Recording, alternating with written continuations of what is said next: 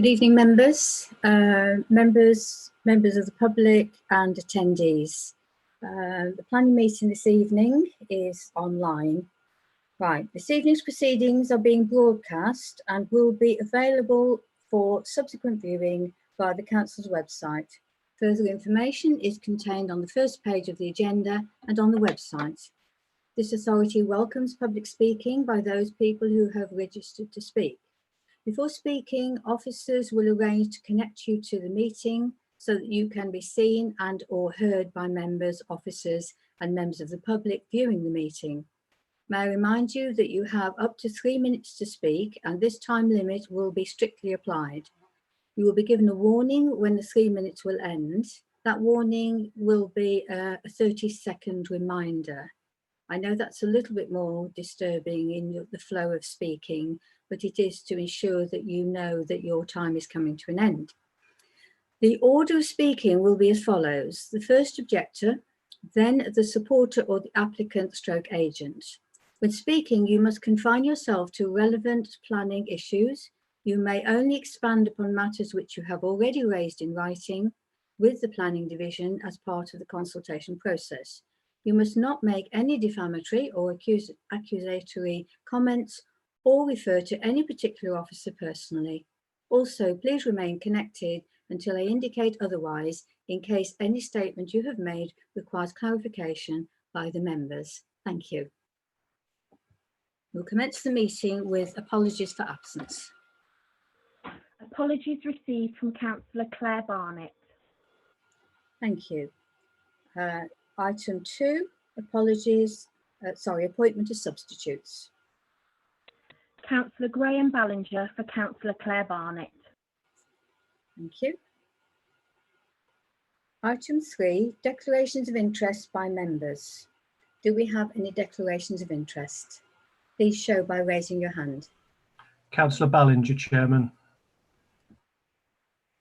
Thank you, Chairman. It's just the item for which I'm substituting for an ODI on reference 20/0067/HOU for 9 Briar Way.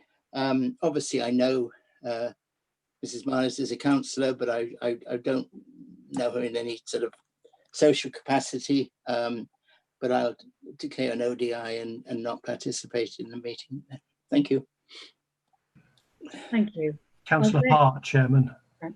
Thank you. Just for openness and transparency, certainly not a DPI and frankly not an ODI, but I have discussed the Adam Hewitt Limited application 19/0807/4 with a number of members of the local community, including the objector who's speaking this evening. But I do come to the meeting with an open mind and have not expressed a view either way in respect to the application. And secondly, in respect of the former Lee Castle Hospital site, Madam Chairman, 19/0724/reserve. Again, I've discussed these matters with various members of the local community and expressed a predisposed position, but certainly not predetermined, and come to this meeting with an open mind. Thank you, Councillor. Chairman, sorry to interrupt, but I'm not able to raise my hand as a co-host. Can I just clarify with Councillor Ballinger? He said he wasn't participating in the meeting. Does he mean he wants to leave the meeting during the discussion of the item, or is he just deciding that he's not going to vote on the matter? Councillor Ballinger, could you clarify that, please? Yes, I can leave the meeting as long as you remember to invite me back. No problem at all. Thank you. Councillor Thomas, Chairman. Councillor Thomas. Thank you, Chairman.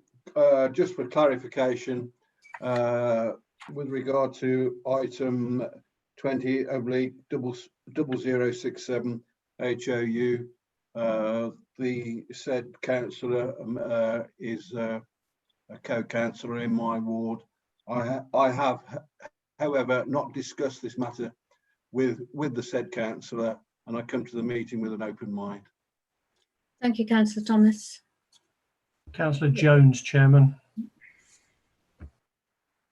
Good evening. I'd like to also say that I have discussed applications 19/0807 for Harvington Manor, the Hewitts, and also the former Lee Castle Hospital for 19/0724. I've discussed this with the residents and also expressed a view at parish council, but I have not determined a view and come to the meeting with an open mind. Thank you very much. Thank you, Councillor Jones. Are there any more declarations of interest or comments to be made by members on the applications we're looking at tonight? No more members have indicated, Chairman. Thank you very much. We will move on then to item 4, the minutes of the meeting held on the 23rd of April 2020. Do I have a proposer to accept those minutes? Proposer, Councillor Rogers. Thank you, Councillor Rogers. Do we have a seconder? Councillor Whitehouse. Thank you, Councillor Whitehouse. All those in favour of accepting those minutes? Thank you. We will sign the minutes electronically at the end of the meeting. Thank you. Moving on then to item 5, which is the applications to be determined tonight, starting on page 12.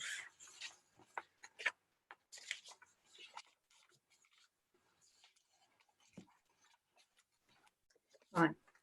Part A, reports. The first application we are looking at tonight is 19/0724 former Lee Castle Hospital, Parkgate Road, Cookley, Kidderminster. I would ask our Principal Development Manager, Helen, to do a presentation, please. Thank you, Chair.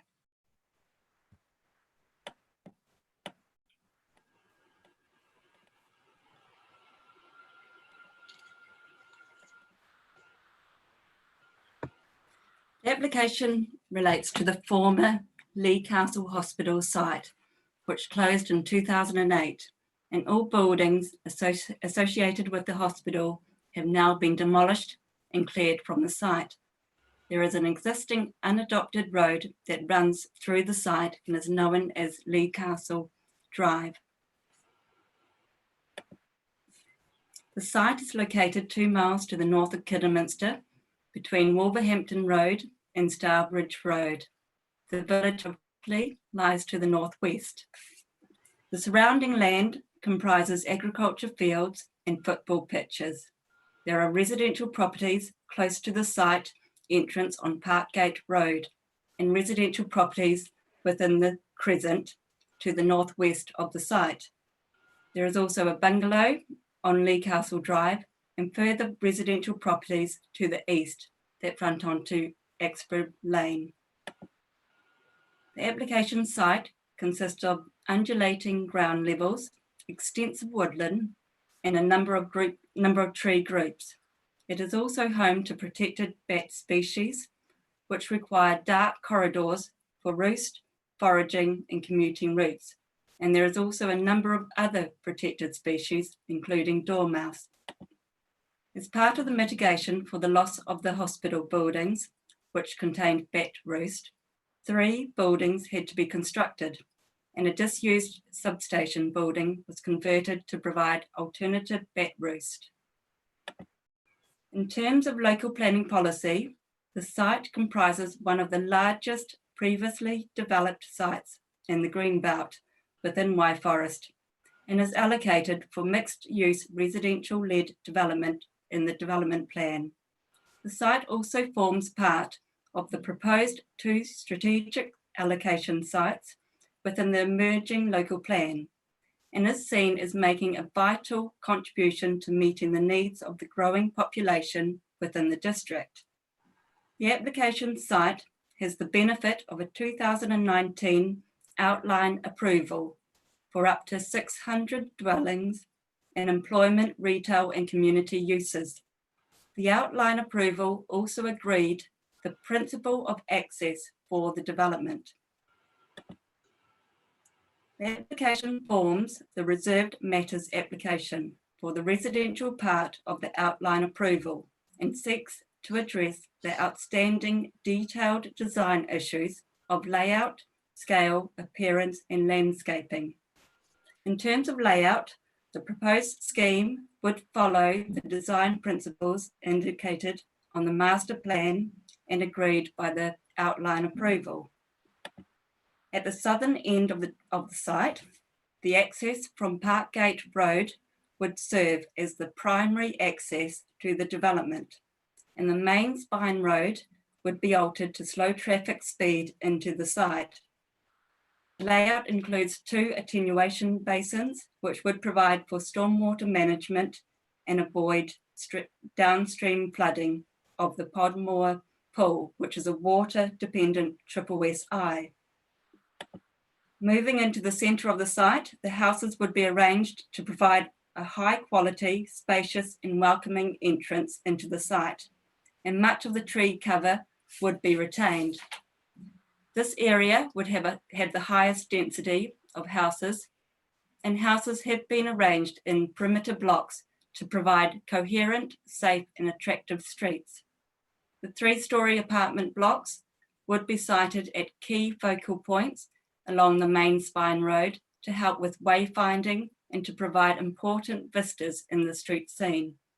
The density of houses would fall as you move out to the woodland edges, and the houses have been orientated to face towards the woodland to ensure an attractive outlook. In the northeast corner of the site, the development extends up around the main spine road, which has been designed with a wide bend to help reduce traffic speed.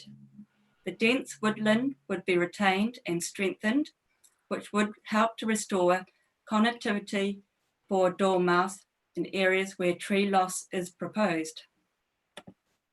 A neighbourhood children's play area would be centrally located, and a series of other smaller woodland themed play areas and active trails are proposed around the site in order to promote walking and recreation, and would benefit not only future occupiers but also existing residents in the local area. Members will note from the officer report that the Parish Council and a number of local residents have expressed objection and concern about the use of the crescent by the development traffic, and that the proposals would result in a high risk of road accidents at the junction with Wolverhampton Road. As part of the outline approval, it was found to be appropriate for the crescent to be used as a secondary access for the development, subject to improvements to the road's width, surface, and to sight lines at the junction, and a new right turn lane for traffic turning into the crescent would be provided. The outline application was supported by a detailed transport assessment, which highlighted that the crescent would historically have been used to access the hospital site, and that the site could have been brought back into use as a hospital at any time. In addition, it concluded that the development would not result in any severe highway safety issues or lead to an increased risk of road accidents. No objection has been raised by the Highways Authority to the road layout, and whilst it is recognised that there would be change to the amenity and traffic flow to the crescent, officers are satisfied that the proposed internal road has been designed to ensure it is not used as a rack run through the site, that it encourages traffic down to Parkgate Road, and is in line with the agreed principles of the outline approval, which required primary access from the Parkgate Road and secondary access from the crescent. Also, the development has been designed to have controlled low illuminated red LED street lighting on the main spine road only to minimise harm to protected bat species. And no objection has been provided by the County Council's ecologist, and overall, officers are now satisfied that this development would have a suitable and safe layout for all users and would not have an unacceptable impact on highway safety or compromise the conservation status of protected bat species. The scale and appearance of the development is considered to be appropriate for this site and would be compatible with existing dwellings in the Crescent and the surrounding areas. The houses would have a high quality design and cedar cladding would be used on dwellings located adjacent to the woodland. The development includes a good mix of housing, including bungalows, 1 and 2 bed flats, and family-sized dwellings. And the proposed market and affordable housing mix is in line with the requirements of the planning obligation for the outline approval. The development would retain the majority of existing woodland with only a 15% overall reduction in tree coverage, as shown in red. And the proposed landscaping scheme shows that a substantial amount of tree planting is proposed, which would help break up and soften the impact of the urban blocks and integrate the development into the landscape. To conclude, this is an important strategic site in the development plan, which would enable the delivery of sustainable housing growth on a redundant and derelict brownfield site. The principle of residential development for up to 600 houses and the access arrangements were agreed at the outline approval. This is the subsequent reserved matters application, and officers are satisfied that the layout, scale, appearance, and landscaping, subject to conditions, are suitable for the site and would provide a high quality residential environment. No harm is expected to give rise to highway safety, ecology, residential amenity, or drainage. The application is therefore recommended for approval, subject to the conditions listed in the officer report. Thank you.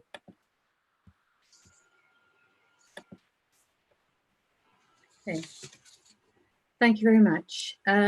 Councillor, questions. I would ask that if councillors have questions which require them to revisit the slides, it would be useful to take those all together so that the officer can put the display back, the PowerPoint back up on the screen. Right, councillor, questions. Councillor Borski, Chairman. Thank you, councillor.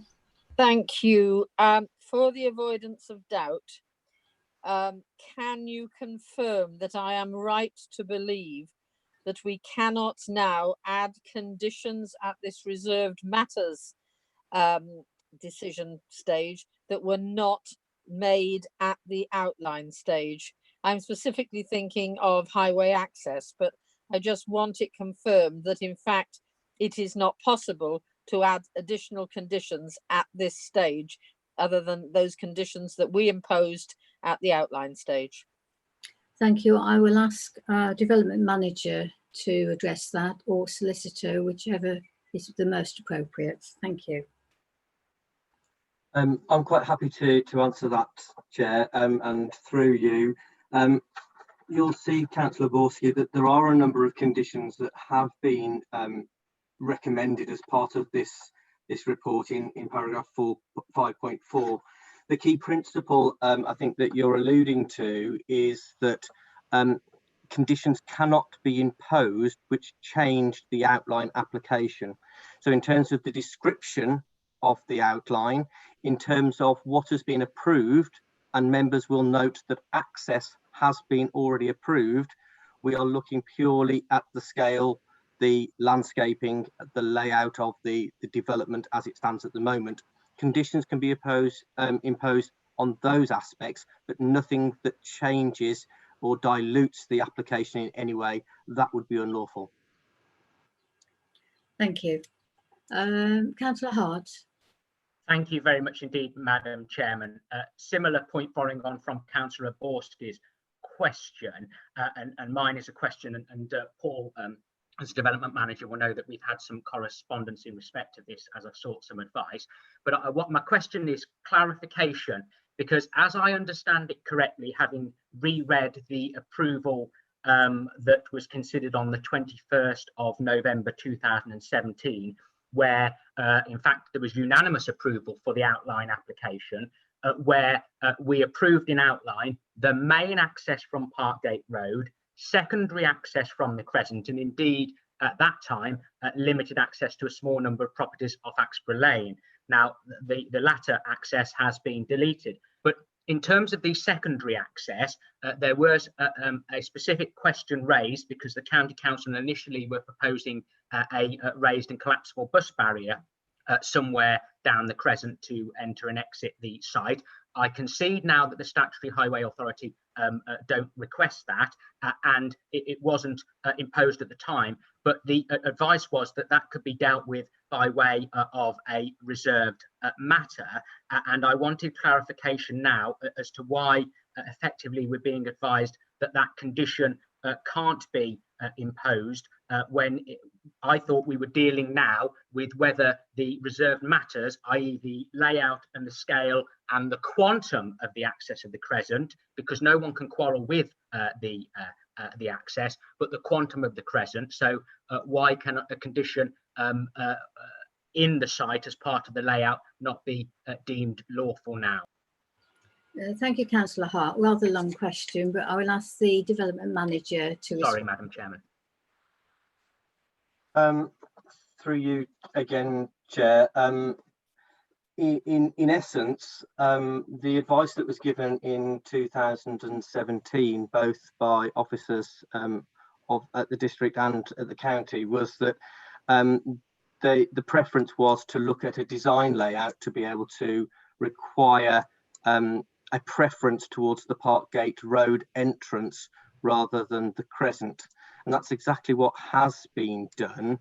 The difficulty with imposing a condition such as any restriction to make it severing the development in half, for example, to require the Crescent and Parkgate Road as two primary accesses would be against the spirit of the outline application.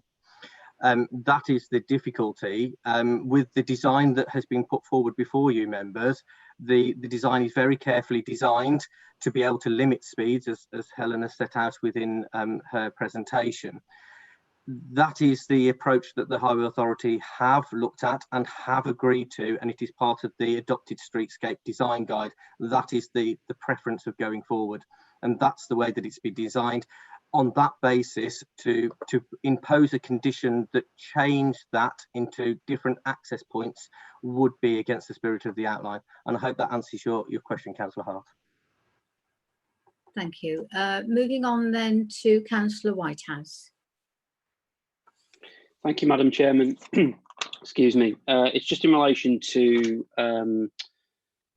page 25, point 2.20. The second bullet point, I think it was, mentions about the concentration of affordable housing and uses the word it's undesirable. I just wondered if the officer could tell me what is proposed in relation to the layout of this and whether this point has been looked into, please. Right. Development Manager, are you happy to respond to that? Thank you. If I could, Chair, if I could defer to Helen, I think she may have more information than I have. Thank you. Thank you, Chair. Yes, during the application, there was a lot of discussions about the distribution of the affordable housing, and we have made sure that they are well distributed throughout the site, and it does comply with the planning obligations of the outline approval, where there's been 15% agreed, as well as the 5% uplift through the grant funding. So it's now in accordance with the outline approval. And I believe that the comments that were made may have predated the following discussions that have taken now place, and officers are now happy. Thank you. Thank you for that. We have Councillor Lisa Jones with a question. Hello, thank you very much. I'd like to ask, It seems entirely reasonable to expect 50% of the Lee Castle residents to be heading north, and therefore will be using the Crescent. Why would only 10% of residents be heading north when we do not expect only 10% of the residents to utilise this route, please? Again, development manager, or maybe Helen, principal development manager, would you like to take that question? I'm happy to take the question. I was struggling to get a question out of Councillor Jones, but it seemed to be more of a statement. But I'm quite happy to say that the junctions at the outline stage were modelled for the amount of traffic. And what has subsequently taken place is that the reserve matters have tailored that so that they've looked at preferences about user choice, about where dwellings are located and how they would react in terms of the pull in terms of employment, in terms of schools, in terms of shops, in terms of leisure facilities. And when that's been mapped out, it has shown that the primary access will be Parkgate Road and the secondary access onto the Crescent. And those percentages are shown as part of the transport assessment, that between 10 and 15% will be on the Crescent, and that has been mapped by the transport assessment and has been endorsed by the Highway Authority. Thank you. I'm going to move on now to our speakers, and the first speaker we have is Parish Councillor Robin Drew, Wolverley and Cookley Parish Council. If you'll be patient with us, we will get him back into the panel.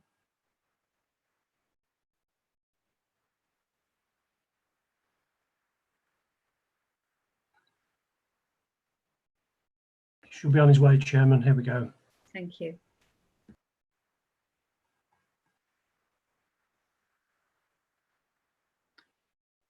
Good evening, Mr. Drew. If you would like to do your presentation, you have, in actual fact, you have more than 3 minutes. You have up to 5 minutes, and we will give you a 30-second warning if you get near the 5-minute deadline.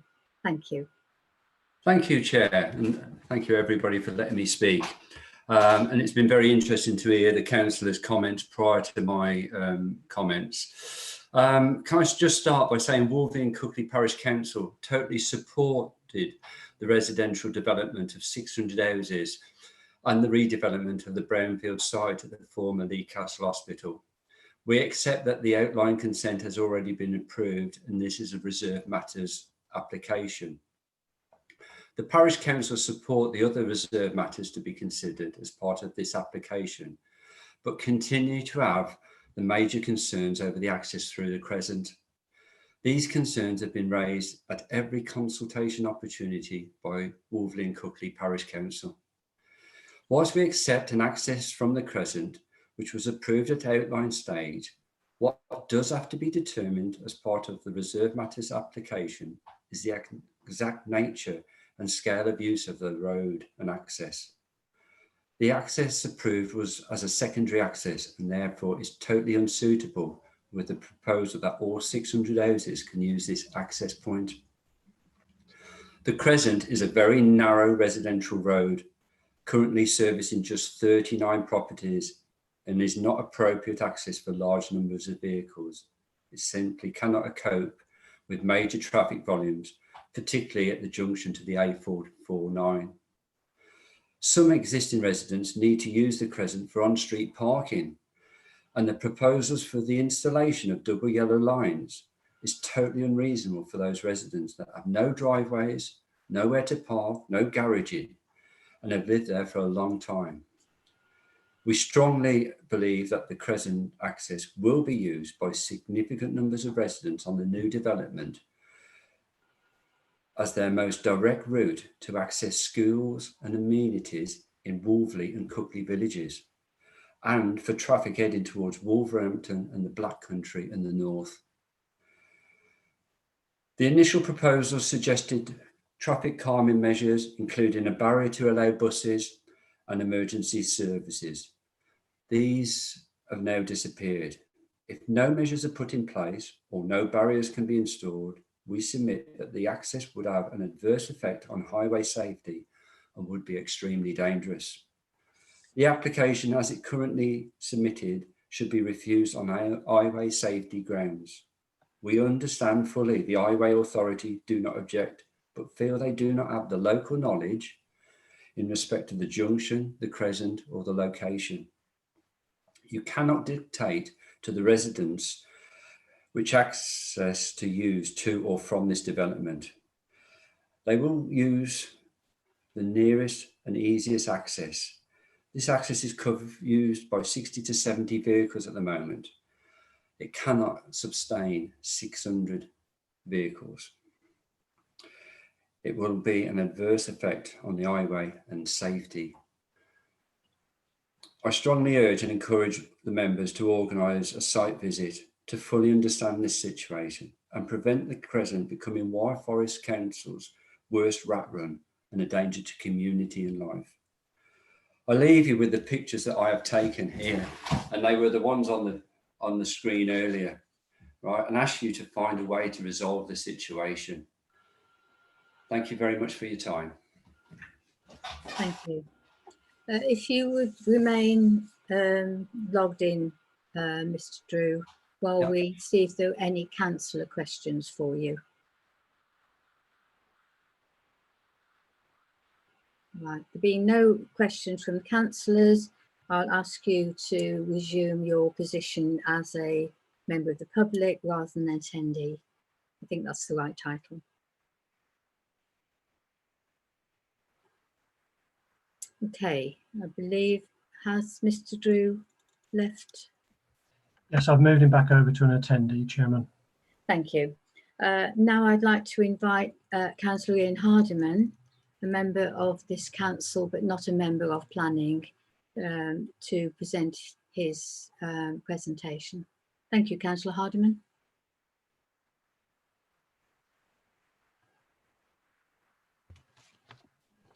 Thank you, Madam Chairman, and good evening, members of the Planning Committee and officers. As the local district councillor and the county councillor for Cookley, I wish to ask for your consideration on the unsuitability of the Crescent for through access for traffic to and from this site. I am supportive of the development of this site, but have deep concerns regarding the intended incorporation of the existing Crescent roadway as what is described as a secondary site access for connection with 600 homes, and possibly with a further 800 homes in the future, as is intended for the greater use of this location within the district's local plan. To remind members, the Crescent Road, which is a very narrow road, presently provides access to the 39 dwellings of the Crescent cul-de-sac, and I emphasise cul-de-sac. The original proposals in 2017 incorporated a collapsible bus barrier between the Crescent and Lee Castle Drive, allowing buses only, not general traffic, to drive through the Crescent. However, these proposals were changed immediately prior to the Planning Committee's consideration of the outline plans, and the bus barrier concept had been removed. But at this meeting, I clearly recall the development manager agreeing to Councillor Marcus Hart's appeal that future consideration would be given to the incorporation of a bus barrier under reserved matters. On this matter, shortly following the outline consent meeting, I found myself being interviewed in the Crescent, along with local residents, by the BBC, when feelings were running high about the last-minute changes to the outline application, which resulted in the removal of the bus barrier and the opening up to all traffic via the Crescent. I don't accept that the use of the Crescent will only be secondary. I believe that many residents will wish to travel towards Wolverhampton and Cookley Village itself, and therefore will choose this route through the site to the A449. The Crescent will not cope with major traffic volumes at this junction with the A449. It is a very narrow and thus unsuitable for high numbers of vehicles accessing or leaving the development. Furthermore, the imposition of double yellow lines is unreasonable for the Crescent's residents who have lived here for many years. I am unhappy with officers' belief that there should be no real concerns with the use of the Crescent as a secondary site access. Indeed, I ask the members of this committee to press for a site visit to the Crescent in order to understand the unsuitability of the present proposals. I would also add that when objections are placed, as I am doing now, the opportunity for alternatives should, where possible, be offered. I therefore ask that consideration be given to leaving the Crescent as a cul-de-sac and instead construct a fresh road running from Lee Castle Drive via Talbot's Hill Lane behind the properties on the north side of the Crescent to meet with the A449. Thank you, Madam Chairman. Thank you, Councillor Hardiman. I do want to bring in the development manager to talk about and clarify the access position. But before I do that, are there any specific questions for Councillor Hardiman on what he has just presented? No? Well, thank you, Councillor Hardiman, but I assume you will be staying in the meeting, as is your right. Right, I would like to go back to the development manager to clarify the position on the access, which has been addressed in the last two speakers' comments. Thank you. Thank you, Chair. Just a couple of points which I think may be helpful for members. Firstly, in terms of the comments in terms of the yellow lines or the TRO, the traffic regulation order, that is already a condition as part of the outline application, and members will recall that that was part of the outline and as part of the access considerations.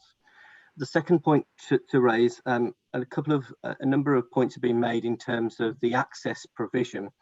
That was, as we have stated before, considered as part of the outline application. And this council has granted planning permission for 600 houses on a primary and a secondary access. That was the proposal that was put before members. When it happened, how it got arranged, that's not really for our consideration this evening. What we need to understand is that it was granted outline planning permission on that basis. The second point to raise as well is that as part of that, no alternative access points can be put forward as part of this reserve matters, because those are set in stone. That is the permission that is being set, and that is what members are being asked to look at, the reserve matters for this application. And then finally, just in terms of the clarification that was given in November 2017, I do have a transcript of the question and the response that was given. And the response was very clearly given by the Highway Authority and by myself that the bus barrier was not part of the proposals, and that a design solution to be able to direct traffic towards Parkgate Road was the solution. And that's what would be investigated as part of the reserve matters. It was not part of the outline permission, and as we have stated previously, it cannot be introduced at this stage. I hope that's helpful, Chairman. Thank you very much. I'm sure that will help members. I am now, we're at the point now where I would like to move to a recommendation, and I notice that Councillor Franaborski, you have your hand up. Would you? Can we hear what you want to? Yes, certainly. Firstly, can I say that I actually have very great sympathy with residents of the Crescent and with Wolverley and Cookley Parish Council as far as access from the Crescent and indeed onto the 449 and that part of the A449 in general. Indeed, when travelling home from Cookley at night in the winter, I would always go via Wolverley and Zion Hill to get over to Offmore rather than risking the A449 Cookley junction. I find that quite a frightening junction to go across, particularly on dark winter nights. But we've already been told by the officers quite clearly that we cannot add in an additional traffic condition, access condition at this stage. So we are therefore in the situation where the application in front of us, including the 23, I think it is, conditions listed, is the application on which we have to make a final decision tonight. I can't see any point in going for a site visit, because since we can't add a condition in about the access to and from the Crescent, I can't see what the point would be in taking people out there. And I did indeed, and I know several other members did, in the last few days, go and actually drive up there and visit the site and have a look for myself. I think it's quite clear we cannot impose an additional condition, and therefore we have to consider very seriously this application. It will provide a mixture of 1 to 4 bedroom homes, 20% of which will be affordable. And we know that we have a very great need for affordable housing in this district. And I therefore move approval subject to the 23 conditions listed in the agenda papers. Thank you, Councillor Borski. I'm calling for a seconder, and I have Councillor Ballinger, and I do note that Councillor Hart, you want to speak. So, Councillor Ballinger, are you proposing this? Are you proposing to? Indeed, Chairman, I am. I have pleasure in seconding this motion as laid out by Councillor Mrs. Zaborski at this time. Thank you. Thank you. Councillor Hart. Thank you very much indeed, Madam Chairman. And I've weighed in my mind whether I would call for a site visit, because the parish council had requested that, and indeed the local other member for the ward and the county councillor has. But Councillor Borski has set out a position where she wouldn't support one, and indeed the substantive application has now been moved and seconded.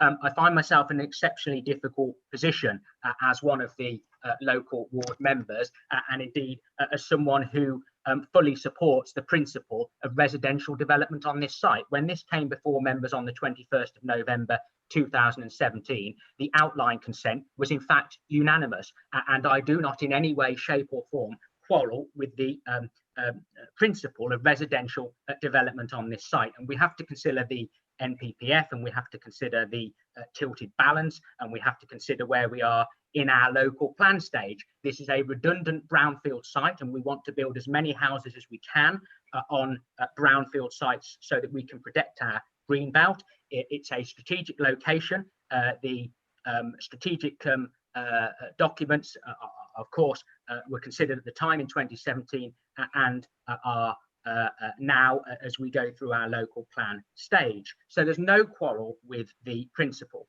But what I do say, and this is the issue, and I'm sure the development manager will forgive me, where I've considered the legal position and I've given this some substantial thought, and perhaps where I'm against the professional view on some of the specific points is, we approved a primary access and we approved a secondary access from the Crescent. I'm not asking to deviate and have 2 primary accesses, one from the Crescent and one from Parkgate Drive. I'm asking that the Crescent is a secondary access.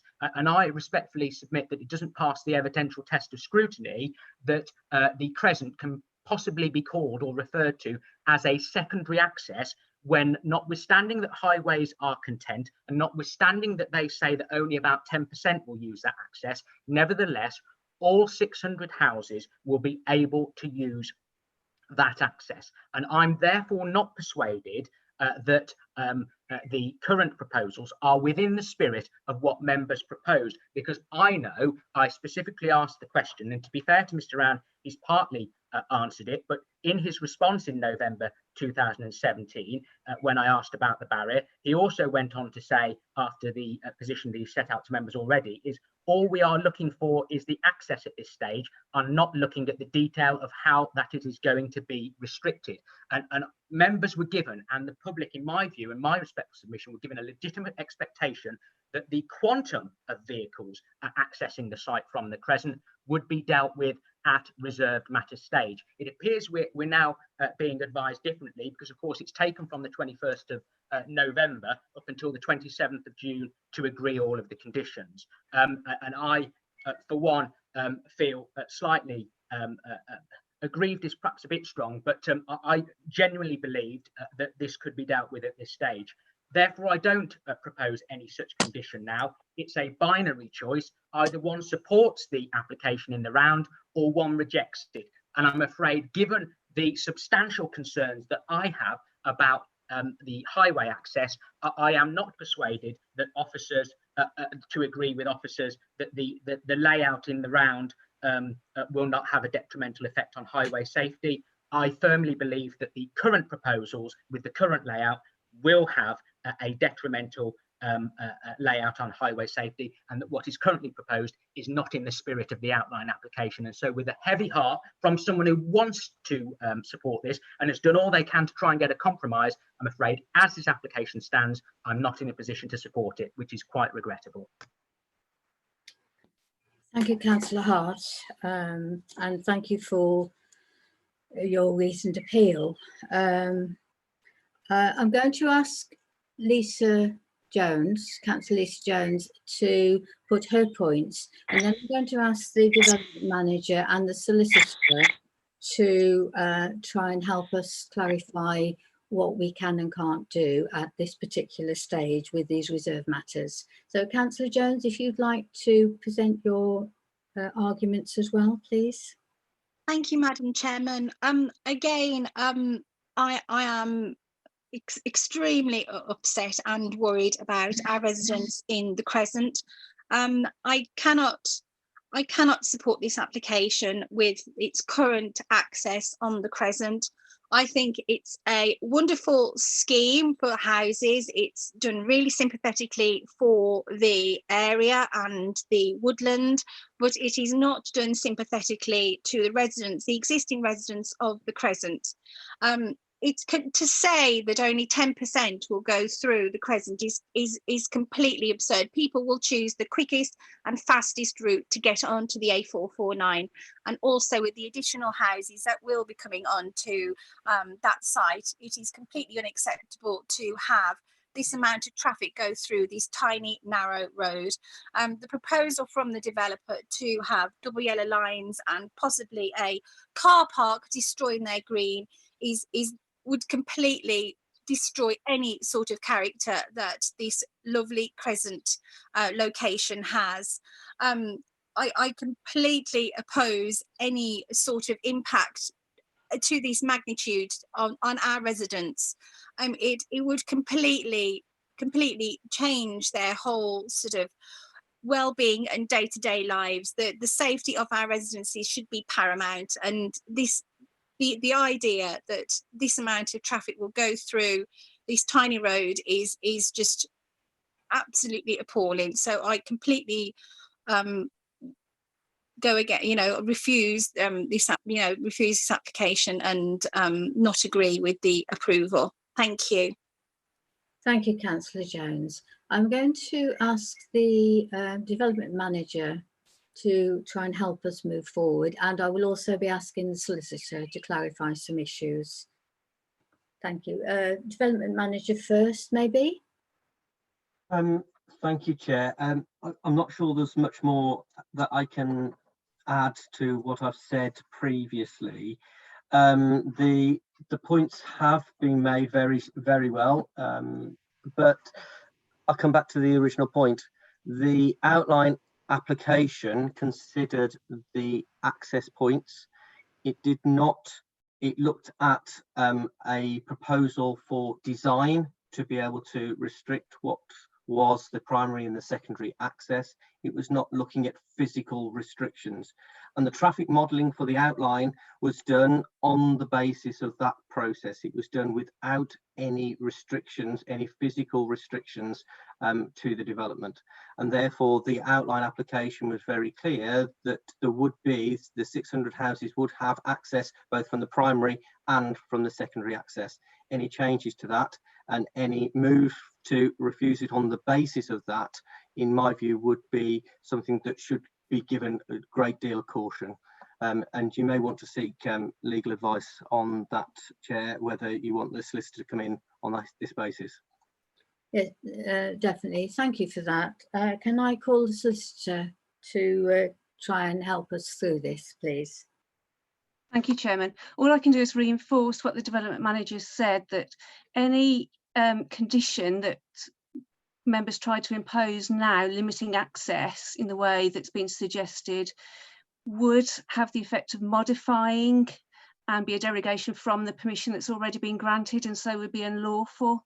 So at this point, my advice is that such a condition couldn't be imposed.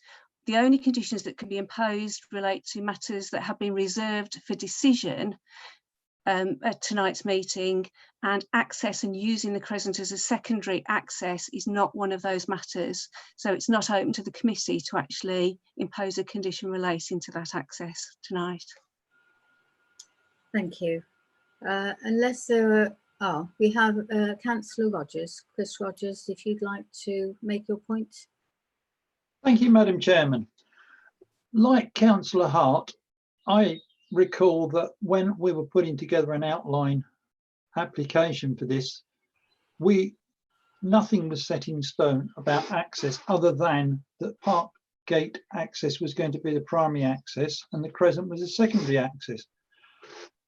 We assumed, or sorry, perhaps wrongly assumed at the time, that measures would be taken to limit the amount of traffic using the crescent. That hasn't been taken into consideration, so I don't think, regardless of whatever is written, that this is in the spirit of what we originally set out to do. We've had it explained to us that lawfully we cannot change what is in place, so the only way forward that I can see is simply to reject this application. Then we can have a new application that would be far more in keeping with what we think it should be. Thank you, Chairman. I'm going to just bring the development manager or the solicitor back in as to whether this would be what Councillor Rogers just said. Would that be an appropriate reason to refuse? I suspect not. Through you, Chairman, as I said previously, and I think as you're alluding to, the outline application was granted on those two access points for 600 units. To be able to put forward a refusal reason on the basis that it wasn't quite what was expected would be a very difficult refusal reason to phrase. The whole principle, and it has been confirmed by the Highway Authority and by the transport consultants, that the level of traffic onto the crescent is as expected within the transport assessment that was put as part of the original application, the outline application, which this council has approved. So as far as officers are concerned, there is no deviation from where the outline permission was. There is that whole design principle that directs traffic towards Parkgate Road and limits the access to the crescent. The whole principle of having free flow is that traffic can go north as well as south, so that people within the crescent can get easier to the south as well. So it's not just wholly upon the crescent. But that's the principle, Chair, and I think you alluded to that already, so hopefully that's helpful. Thank you very much. That is helpful. I'm mindful that this is reserved matters, that everyone, we cannot vary. Everyone is in favour of the actual outline permission that was originally granted. We've heard a lot from officers and the solicitor that we would potentially be in an unlawful position if we attempted to impose different conditions or indeed reject this proposal now and reject these reserved matters. That is my opinion as chairman of this committee, but more importantly, I am sympathetic as a voting member to what's been put before us, but I personally will have to vote for the recommendation. So I will ask if Councillor Borski would like to sum up. Thank you. I have a lot of sympathy for what both Marcus Hart and Ian and Chris Rogers have said. I mean, I think that this is a case where, sadly, we have been caught out by not pushing at outline stage for that which some of us wanted. Now, I have to say that actually, when people, we don't know whether people who will buy the houses on this new estate will come from. My guess is that if people move there from Kidderminster, or local people will not choose to use the Crescent because they will be more than aware of the number of times that there have been serious accidents on that stretch of the 449. And I would hope that in the information that is given to people moving in, seeking to buy houses there, it is emphasised by the people who are developing and selling the properties that Parkgate is the main access and that the Crescent is very much a secondary access. As I said, I think hindsight is a very great lesson, and in future, when we are looking at outline planning applications for major developments, we will have to be very, very careful to make sure that we put any highway conditions that we require as members very clearly in black and white. Sadly, we cannot add an additional condition on that here. I think this is an incredibly important application, and I really feel that in the interest of the wider interest of the district as a whole, it does need to be approved, and I would urge members to think very carefully of the consequences of not approving this, and I would urge members to vote for it. Thank you. I will take that to a vote. All those in favour of moving approval subject to conditions?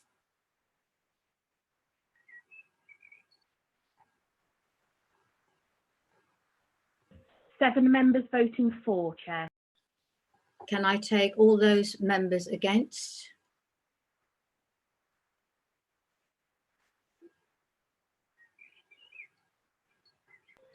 Five members voting against. Are there, I haven't done the maths, are there any abstentions? 12 votes cast in total. Thank you. Then that recommendation is approved. Thank you for a very heartfelt debate, and I thank all the contributors to that and the officers. I feel we have covered all the points as thoroughly as we possibly could, as it was a serious concern to everyone. Right, I want to move on now to the next item on the agenda, and it's page 47, and it's 190807, full application, Harvington Manor, Worcester Road, Harvington. And I would ask our development manager, to provide us with a presentation. Thank you.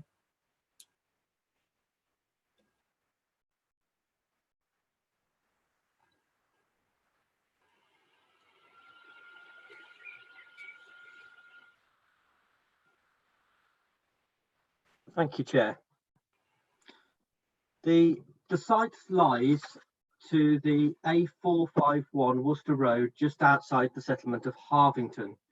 It is currently known as Harvington Manor, but has previously been known as Harvington Garden Centre and Cottage Garden Nurseries. The site has a long history, and unfortunately this was omitted from the officer report, but is included for members as part of the addenda and correction sheet which has been circulated previously. The application is retrospective and seeks for the change of use of the site to a storage facility for salvaged agricultural items. This relates to end-of-life vehicles and equipment that are recovered through insurance processes. These are then sold on via online auction. Just some pictures of the site. This is the main road, which is between Harvington and Hackman's Gate. And you can see the access on the left-hand side. This is looking the other way towards the access point. And again, looking directly at the access point. That's the substantial buildings that are within the site, which house the office and the facilities for the business. And this is the forecourt and the car parking area. And again, working our way down the car parking area and looking back towards the buildings. This is the rear area for the storage of vehicles. And again, and your members will note that there is planting around the site, which we will refer to in a few moments. This is the one edge of the hedge, which again, members will be able to see the hedge and the tree planting. And again, looking to the wider area, which has been pushed out into the adjoining field. Thought it'd be useful for members just to also have a look at the aerial photo, which I believe is fairly up to date and shows the buildings. I assume you can see my cursor going around the building, but that's the main building that we talked about. That was looking back at the building. This is the storage area. This is where it has pushed out into the adjoining field. And this is the forecourt and the parking area. The site is within the Greenbelt and is adjoined by 2 residential properties. Both local and national policies restrict development in the Greenbelt, setting out exceptions which are considered to be appropriate. One such exception is the redevelopment of previously developed sites. Officers have taken full account of the history of the site and conclude that the site is previously developed. The local plan reflects the framework in allowing the redevelopment of previously developed sites in the Greenbelt, provided they do not have any greater impact on the openness of the Greenbelt than the existing development. In order to define what is considered a greater impact, policy SAL PDS1 of the site allocations and local plan sets out the considerations for determinations within this district.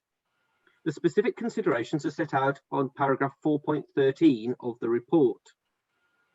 It is accepted that what exists on the ground is not acceptable, but the proposal seeks to set a clear boundary of where the use can operate and create separation between the site and Lawson's.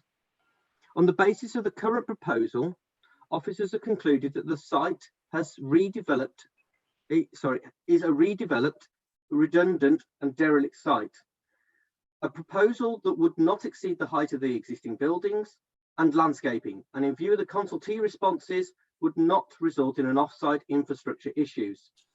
When taken as a whole, the current application falls wholly within the policy boundaries and is an appropriate development within the Greenbelt. The application has now been amended to reduce the amount of storage from the rear property known as the Lawson's. So that was the proposal that was submitted, and the proposal has now pulled it, pushed the use away from this field, which would be restored to agricultural field, and this would then be the area for storage. A boundary is proposed, as you can see on the plan, which would consist of acoustic fencing and a hedge planting to replicate the existing tree and hedge planting around the site. This will contain the activity within the area that is acceptable from a visual and a neighbour perspective.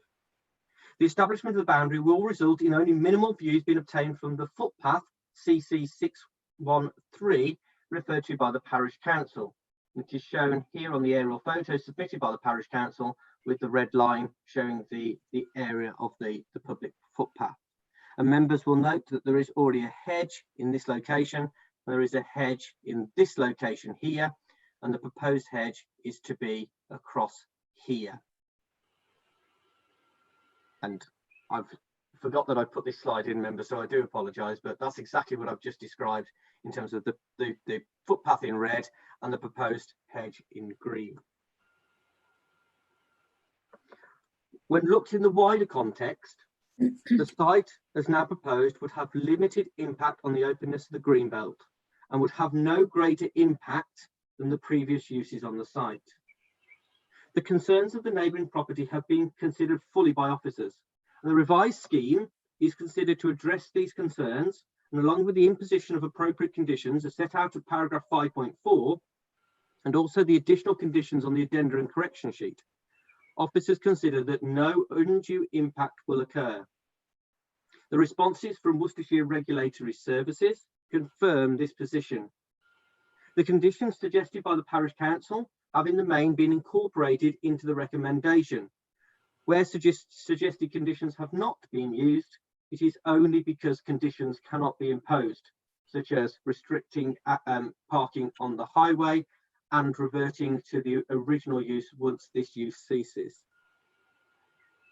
Access to the site is wholly acceptable from the Highway Authority, and no concerns have been expressed in respect of highway safety. Members will also see that the appropriate licences and permits are in place from the Environment Agency. With all applications, there needs to be a planning balance, and policies within the local plan and the framework encourage rural employment. As set out within the report, the business currently employs 20 staff and contributes just shy of 1.4 million to the local economy. The scheme is an appropriate development within the Greenbelt, and the application has not attracted any technical objections. Although there may be minor visual harm, although there may be harm visually to neighbouring properties at present, the proposal before members addresses these concerns and enables control of the site. This will allow the business to continue providing social, economic and environment benefits to the local area as required by the framework. All these factors, when taken into the planning balance, result in there being a very clear positive benefits that outweigh any minor or perceived harm. The application, therefore, Chair, is recommended for approval subject to the conditions set out on paragraph 5.4 of the report. Thank you. Are there any questions for the members? For the officer, Councillor Roborski. Thank you. I was trying as hard as I could to expand the aerial photograph that showed the vehicles that were on the site, because I'll be absolutely blunt, they didn't all look particularly agricultural to me. And I am concerned at what is effectively a scrapyard in the Greenbelt. Now, I understand that there is no braking of vehicles on site. I understand that vehicles are disposed of by auction and that the applicant deals only, I think, with the NFU insurance, taking stuff in that has been reclaimed by then. But I would like a bit more clarity on the exact nature of those units that I could see on the video, but on the screen, but couldn't actually expand enough, and exactly what proportion of them are in fact non-agricultural, because I mean there are things that sometimes are collected from farms that are not necessarily of an agricultural nature, and I wondered if the officers could give us a bit more information of the numbers and nature of the vehicles or pieces of agricultural and other equipment that are currently on the site. Thank you. Another rather long question. The development manager, could you please respond?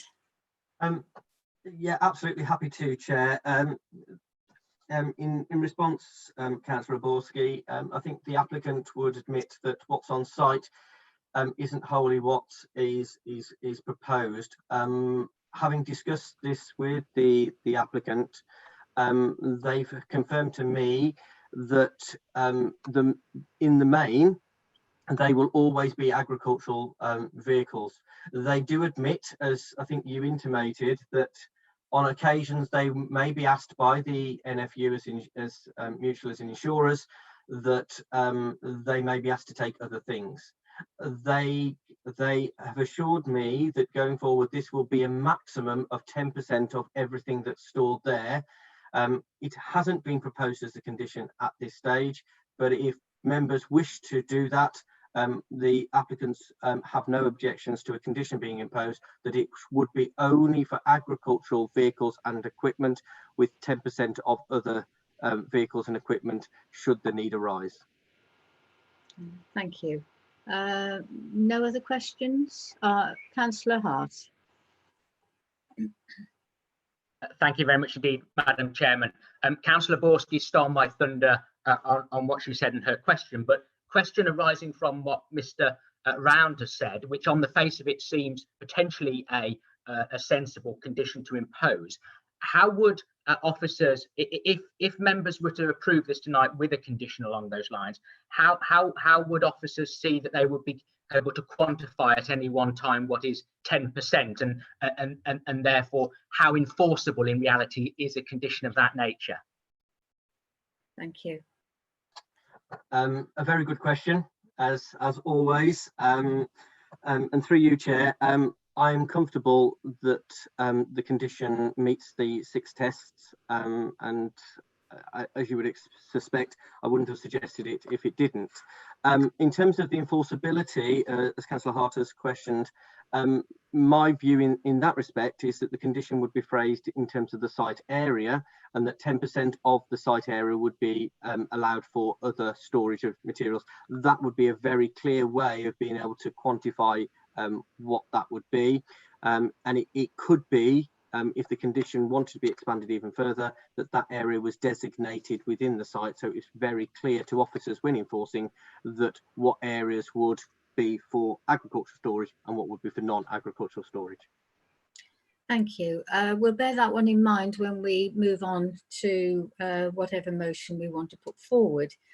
We have some speakers tonight. The first one is Mrs. Finnegan, who is here to object to the application. If we would just be patient while Mrs. Finnegan is introduced into the meeting. Welcome. I can see Mrs. Finnegan. Can you hear us?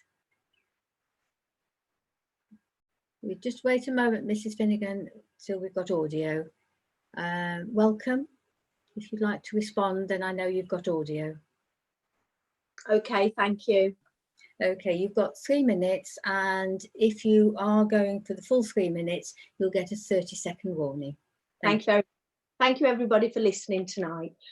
We moved into our property in October 2015, and the planning application states that Adam Hewitt has been running since the 1st of March 2015.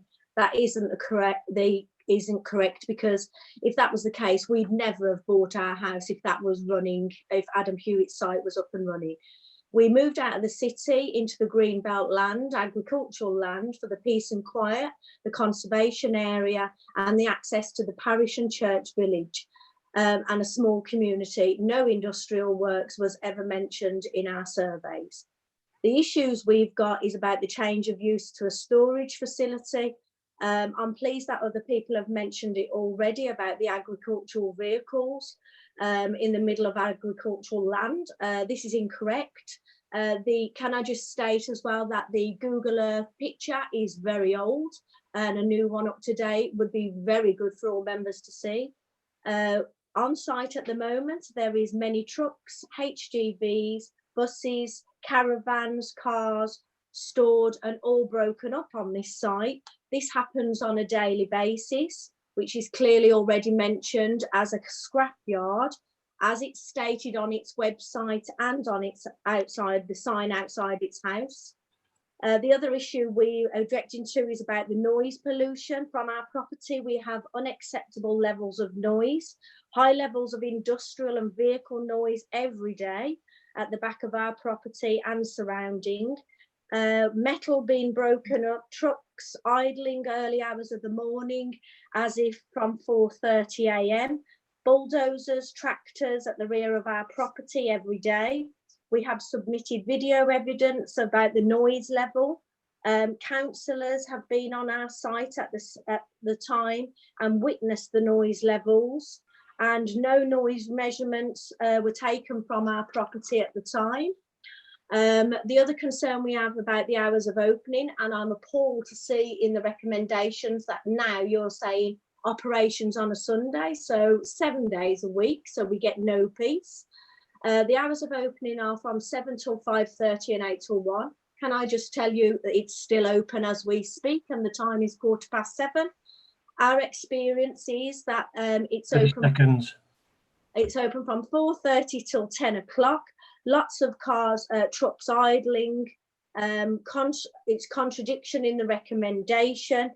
The excess that we've had is about the flood risk to our property due to the hard coring on the land causing substantial damage and excessive flooding outside on the road. They've instructed huge cameras, which is an intrusion of our privacy, which we can see from our Fine, bedroom. Chairman. If you could just, I finish can just the end sum of your up, please. Can I just sum up? you're not allowed to sum up, but if you are in the middle of a sentence, I'm happy for you to complete that sentence. Thank you. Even in lockdown, COVID lockdown, we've noticed 17 vehicles just this week. Every day. Thank you, Mrs. Finnegan. I will have to stop you at that point, because if I let you run over, then I have to let everybody else run over, and then it gets complicated and so on and so forth.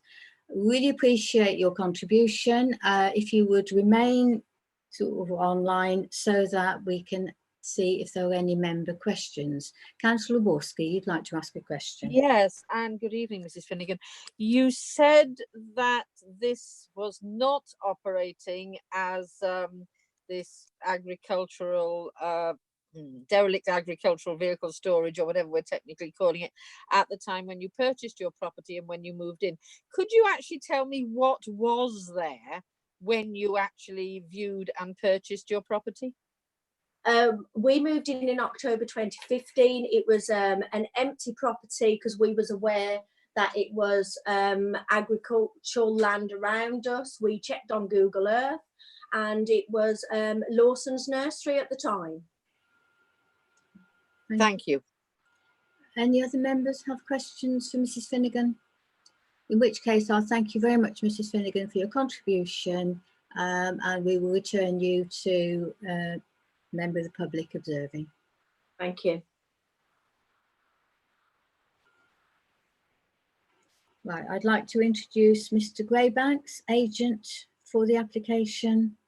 When he's there, we'll... Mr. Greybanks, I can see you.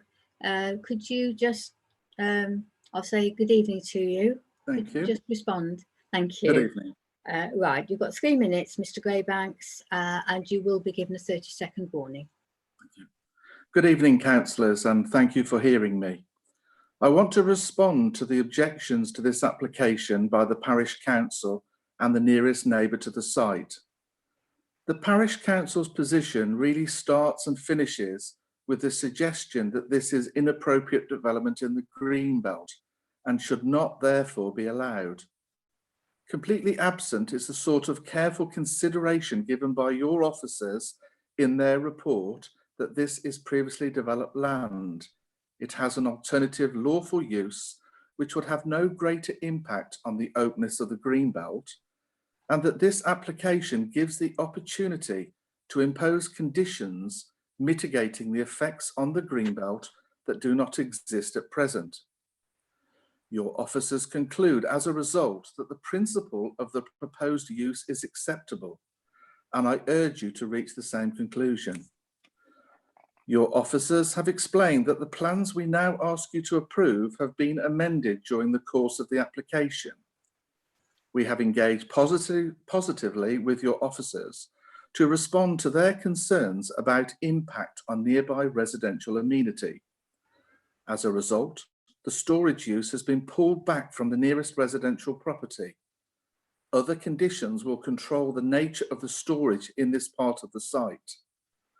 The boundary will be reinforced with an acoustic fence to further reduce visual and noise impact, and sensible hours of use conditions will be imposed. As a result, the impact will be no greater than the lawful alternative use of the site.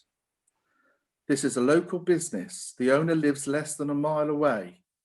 Many of his employees are local. Its core business is to dispose of write-off agricultural vehicles insured by the National Farmers Union by an online auction. It makes an important contribution to the local economy. Your planning policies aim to help such businesses to thrive. I would therefore ask members to follow your officer's advice and grant planning permission subject to the recommended conditions. Thank you. Thank you very much, Mr. Greybanks. Members, we have Councillor Borski and Councillor, well, we'll do Councillor Borski first. Yeah, I have two questions. I mean, from what you said, am I to take it that you believe that reverting to a previous use, which I believe was a garden centre, would have the same sort of impact on the green belt as this usage has? I'd really like you to clarify that for me.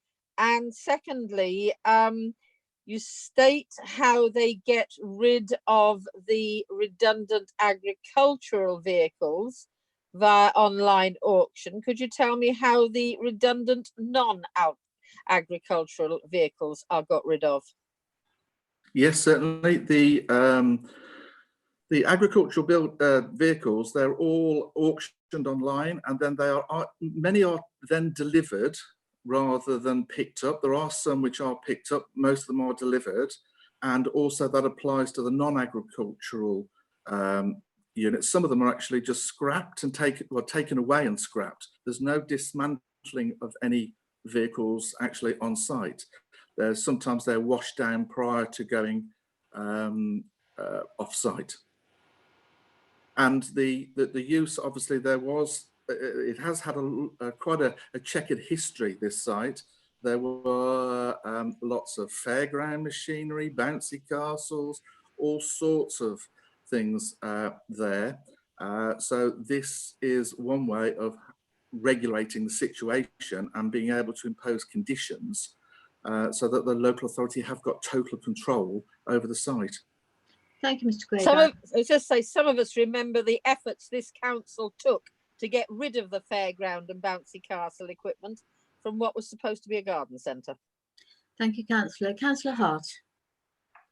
Thank you very much, Madam Chairman. Two questions to the agent, please, on behalf of the applicant, if I may. I'll put them separately, it might be easier. The first question is, Mr. Greybanks, you said that many employees are local to the area. Could you put a figure on how many employees live within the Harvington and Chadsley area, please?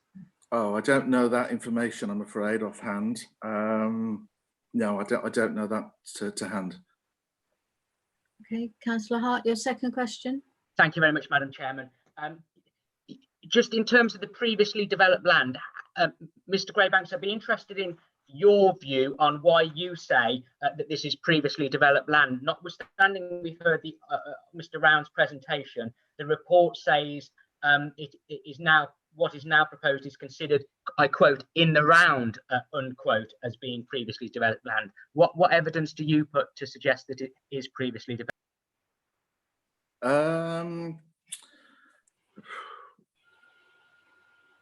It has been used other than agricultural as a nursery for quite a long period of time. Whether that could be contested as having a commercial use, they've obviously not gone down the route of a certificate of lawfulness to try and justify that, but it hasn't been used as a physical nursery for many, many years. Thank you. Are there any other questions for the agent of this application? No, in which case I will thank you, Mr. Greybanks, for your contribution, and we will revert back to members' discussion. But first of all, I'd like to invite the development manager to comment on what we've heard so far.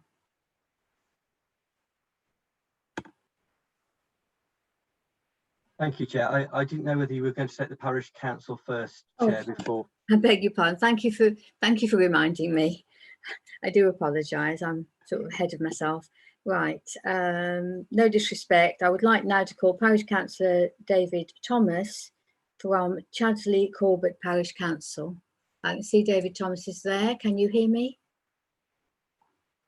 We're just waiting to get audio for you, Mr. Thomas. Right, I think we have audio now. You have 3 minutes. Oh no, sorry. You have 5 minutes as Parish Council, and we will give you a 30-second warning if required. Thank you. Okay, thank you, Madam Chairman. Good evening, councillors. The Parish Council objects most strongly to the change of use, not redevelopment, that has been applied for. It is inappropriate development in the green belt, causes harm to openness, and is inconsistent with changes of use contemplated in the National Planning Policy Framework, or NPPF. The NPPF states that certain forms of development are not inappropriate in the Greenbelt, and this includes at paragraph 146E, material changes in use of land, such as changes of use for outdoor sport or recreation, or for cemeteries and burial grounds, provided that they preserve the openness of the Greenbelt and do not conflict with the purposes of including land within it. This clearly indicates the non-intrusive character of activities that could be supported, against which it must be judged that the proposed change of use is inappropriate. The current operations are a scar on the landscape. Horticulture has been replaced by the storage, dismantling and sale of a wide range of very large machinery and vehicles, including caravans and buses, and the handling of noxious and potentially polluting substances. Activities more appropriate to a dedicated industrialised area and clearly inappropriate in the Greenbelt. Inappropriate development in the Greenbelt should not be approved except in very special circumstances. The Planning Officer's report recommends approval based on a balance of benefit, but does not establish that very special circumstances exist. The High Court judgment in the case of the Crown, Boot versus Elmbridge Borough Council in 2017 concluded that a development cannot preserve the openness of the Greenbelt when it causes harm to openness. Other planning appeals and case law establish that screening, fences and even domestic clutter can be judged to harm openness. The officer's report acknowledges that there would be perceived harm to openness. This is an understatement when considered against the previously approved horticultural use of the site. In addition to covering a large area with tall agricultural vehicles and even buses, the business has added structures for cameras and lighting and plans additional screening, a secure strong boundary and installation of an acoustic fence. The continued presence of this business on this site will clearly not preserve the openness of the Greenbelt and is therefore inappropriate. Paragraphs 411 and 412 of the officer's report set out a circular argument that the existence of the unapproved activity establishes that the site in the round should be considered as previously developed land. This is surely erroneous. The starting point for considering the status of the site should be that which was last approved. Following the closure of the garden centre, the only applications approved were temporary ones for use only of the buildings for storage. The last approved application lapsed in 2004. Our neighbourhood plan was made in 2014, prior to the commencement of operations on site. It recognised that horticulture takes up a significant proportion of land in the parish and anticipated the challenges that closure of these businesses could present to maintaining the parish's rural character.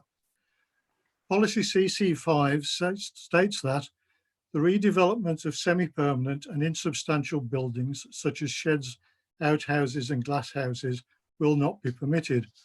Where it can be demonstrated that such buildings and structures are no longer viable, the area occupied should be redeveloped for open land uses not inappropriate in the Greenbelt or returned to open land.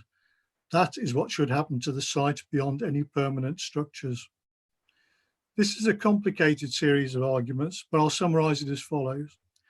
The reality of what the applicant wants to use the site for is not consistent with paragraph 146E of the NPPF covering material changes of use.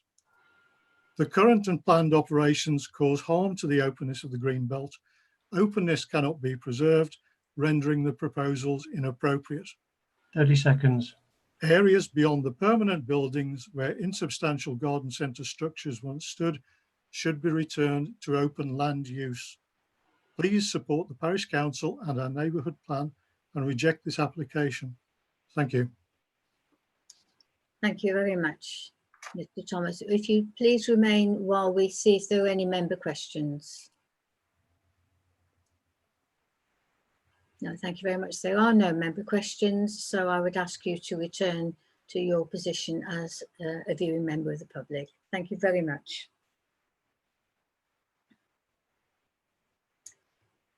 Right, I'd now like to bring in the development manager as he has some comments to make. Thank you. Thank you, Chairman. I just thought it would be helpful just to clarify a couple of points that have been raised as part of the public speaking. Firstly, I'd just like to reiterate that members are not considering what is currently taking place on site, and members aren't considering what current practices are taking place on site. What they are considering is what is proposed as part of this application. The application is very clearly set out, and as has been described in the presentation, and also for the conditions that are to be imposed. In terms of the conditions, I'd just like to point out an error that has passed me by, but I think the public speaker, the neighbour, picked it up. If members look at condition 5 on paragraph 5.4, it should say with no Sundays rather than on Sundays. And the swapping of the O and the N around makes a huge difference, I think, in terms of what the neighbour considered. But just to clarify, there will be no activities at all on the site proposed on Sundays. In terms of the previous use, and there has been a lot said about the garden centres, and that is absolutely correct. There is sufficient evidence within case law and appeal decisions to demonstrate that where a garden centre had any retail capacity and any buildings that are associated with it, that it is previously developed land. And it is a fact and degree for members to make, but based on the evidence that we have as officers, that is the conclusion that we have come to. And added to the fact that it had a general storage use, a B8 use, which is exactly what is proposed now, albeit temporary, that is exactly the position. So when you couple those two factors together, it is previously developed land. And the policies in which we have within the development plan are very clear in terms of how members should look at openness and the greater impact argument. And that's set out in PDS 1. And members are advised to look at that policy and to see whether it complies with that policy.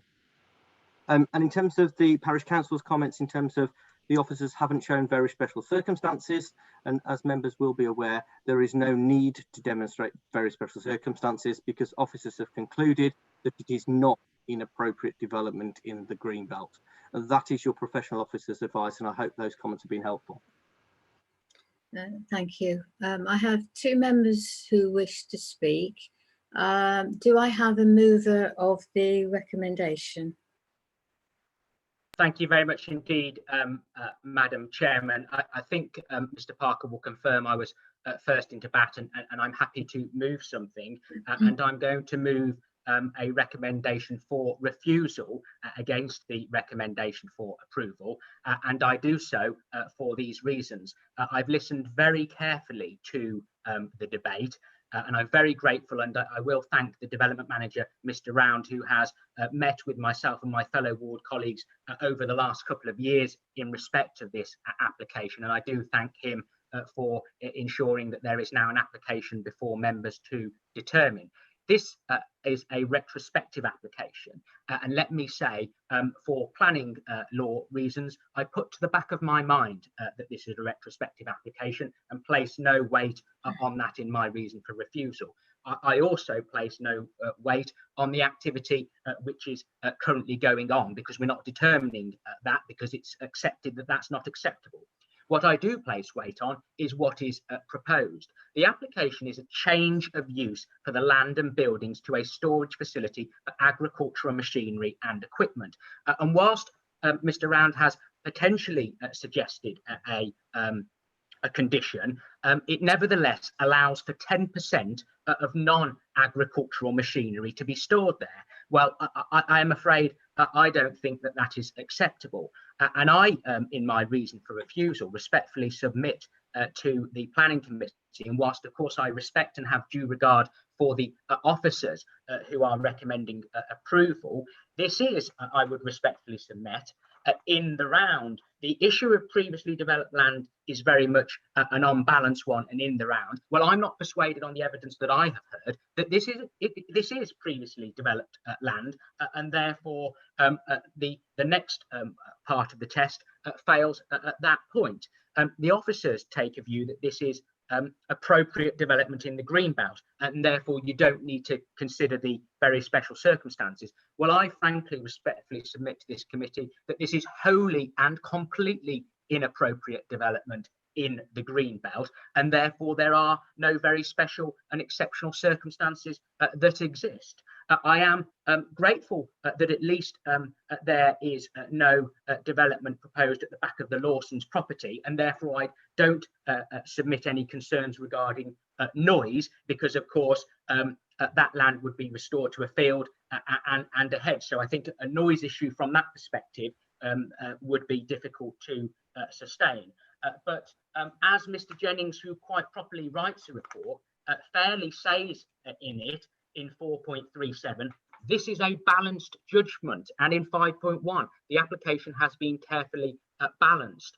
The fact that an officer who's written the report is saying it's balanced, I respectfully submit to say that actually it really is. And on balance, I clearly fall on the side of refusal for the reasons that it is not. I don't accept its appropriate development, and therefore it's inappropriate, and there are no very special circumstances. I'm not persuaded wholly on the argument that it is previously developed land, and I can see no major social, economic and environmental benefits to having this site, which only has consent for being a nursery stroke garden centre and then latterly a storage facility, becoming such a large scale operation in the green belt. I want to support businesses, but it's contrary to plan. It's not an employment site within our area, and I'm not persuaded, given that we've had no accurate information on how many employees are local, that there is an economic and social benefit. And so I clearly will not be supporting this application for those material planning considerations as set out in my reasons for refusal. Thank you. Councillor Borski, you've been waiting patiently. Yeah, I was actually going to ask a question of the officers before I said anything. I mean, am I right in interpreting what Mr. Round said? And if he thinks I'm wrong, please tell me, that the reasons for recommending this is his belief that this is previously developed land, and that it had a temporary storage facility usage before.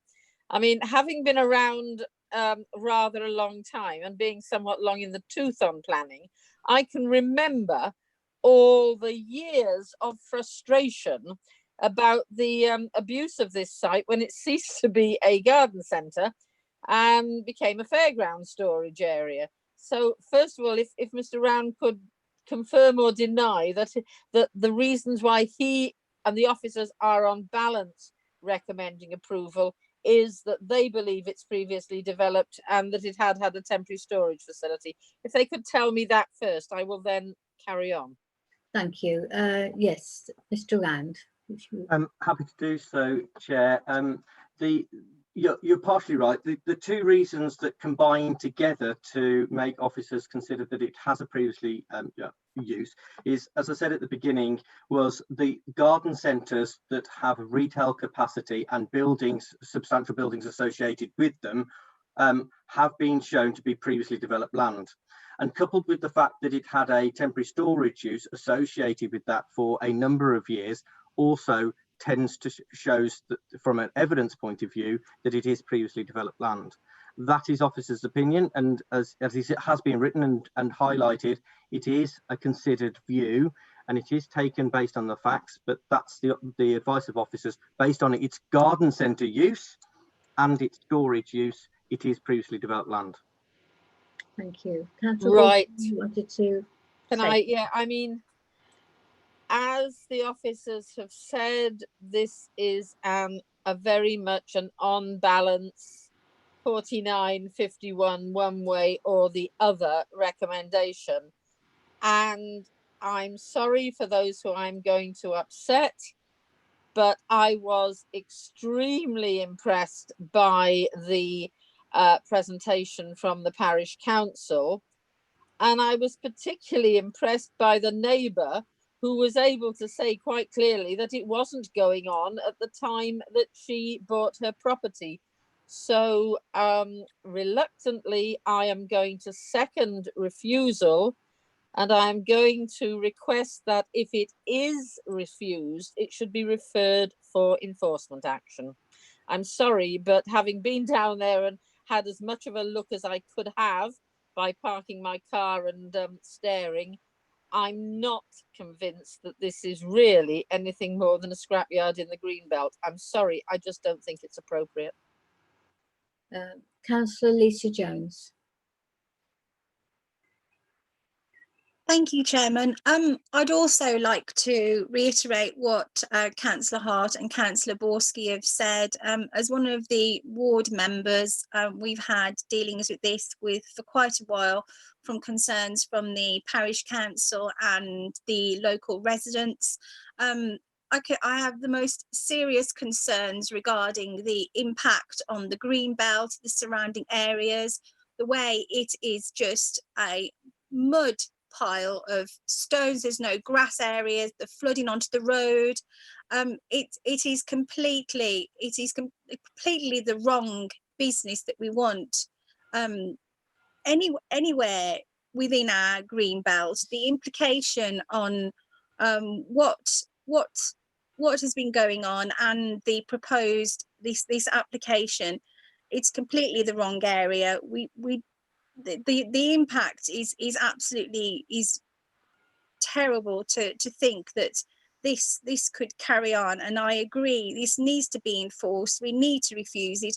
We cannot accept this sort of business and just going on in our precious countryside. So I completely agree that we should refuse this and go into ask for enforcement action. Thank you very much. Thank you, Councillor. Councillor Ballinger, do you still want to speak? No, the question was asked by Councillor Mrs. Zaborski. Thank you, Chair. Thank you. Councillor Chambers. Thank you, Chair.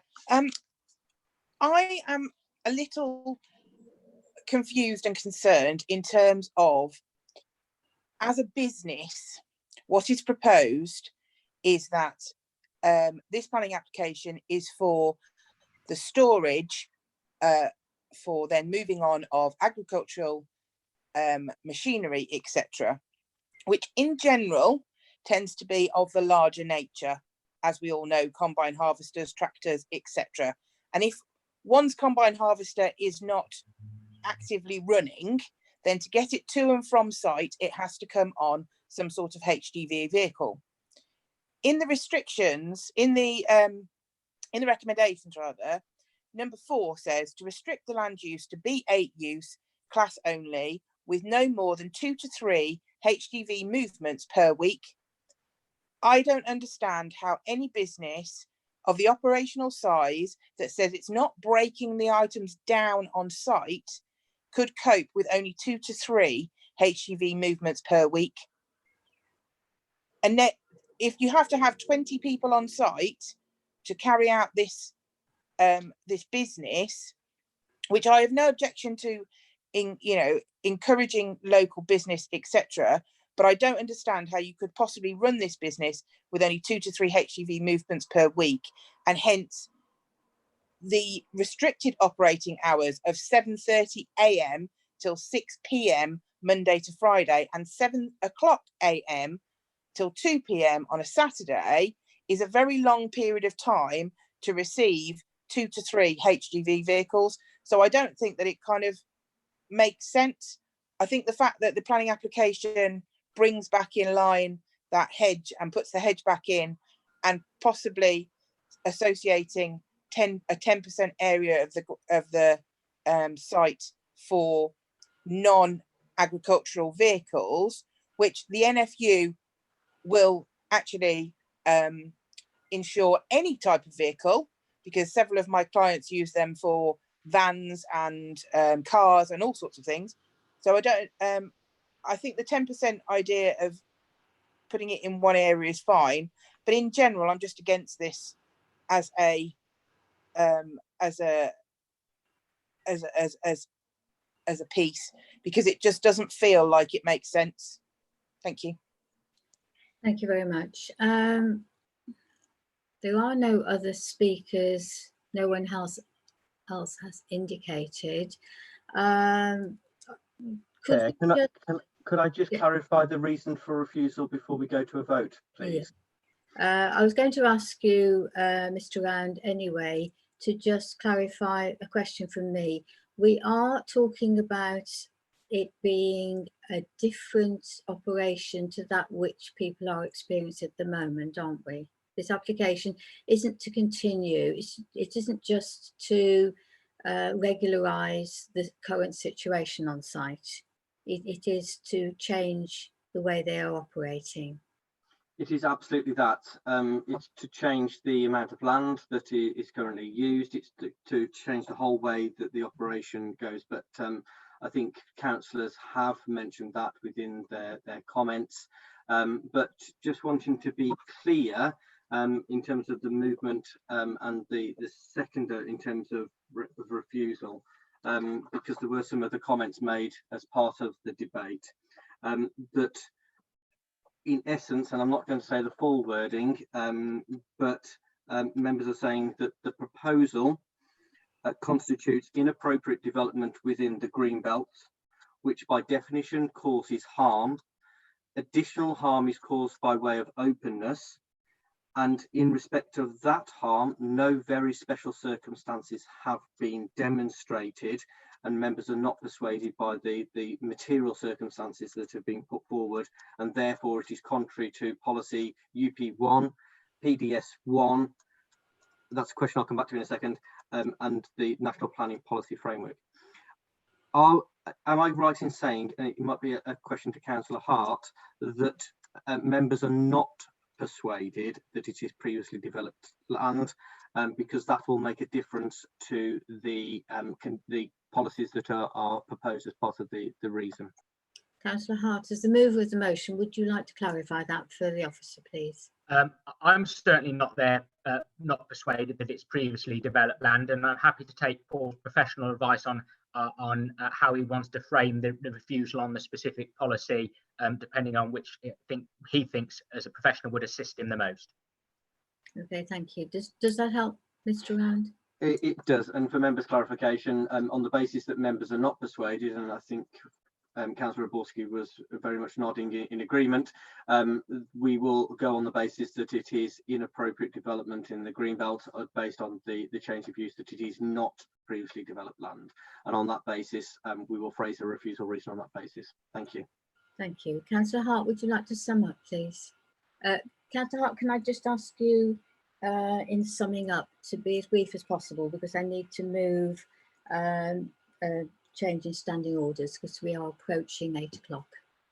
I don't wish to rush you, but it's okay. I'm happy to move a change in standard orders while I sum up if you want, but yes, let me be. Well. And I'll second it. There you are. It's done. The reasons for refusal are clearly made out. Members have contributed. I don't think I need to gild the lily for all of the reasons as stated in my submission, and the very clear and concise summing up that the development manager has done for the reason for refusal. I do reiterate, given the comments of the local resident and the parish council and the very helpful presentation showing the type of activity at present, this is not appropriate development in the Greenbelt. It's wholly inappropriate. As I've said, I'm not persuaded it's previously developed land, and so in the first instance I think it's entirely right to refuse it on that basis, and I so move refusal. Thank you. I will put that to the vote. That is to refuse this application. All those in favour?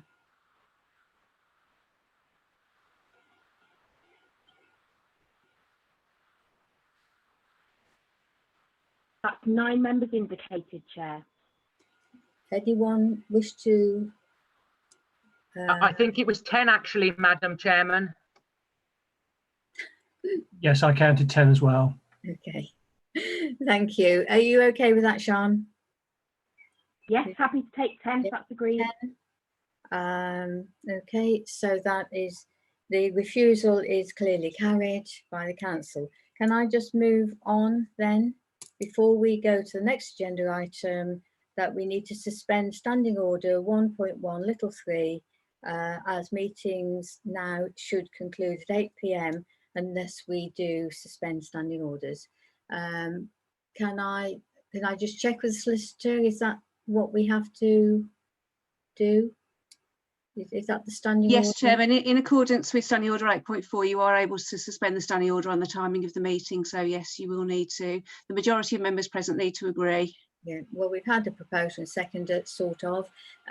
So all those in favour of suspending standing orders,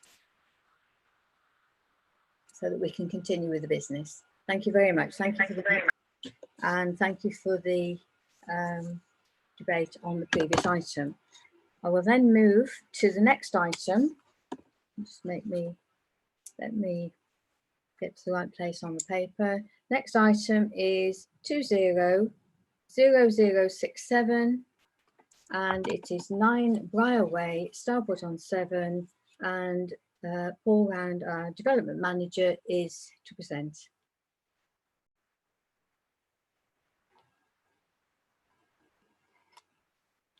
Okay. Chairman, just to clarify, is Councillor Ballinger being put in the waiting room? He indicated he didn't want to remain in the room. Good point. Councillor Ballinger, Mr. Parker, do we know?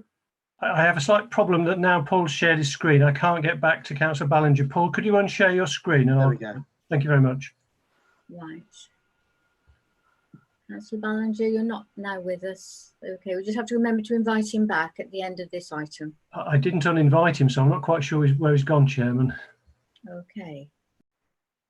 Well, I think based on his declaration, as long as he doesn't actually vote or influence the vote, we should be able to continue anyway. Well, he's definitely not here at the moment, Chairman. Okay, thank you.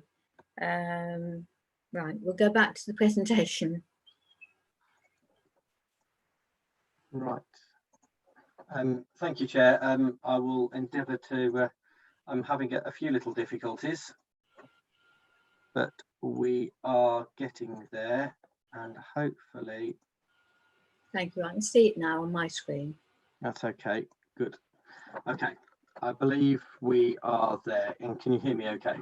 Yes, that's fine.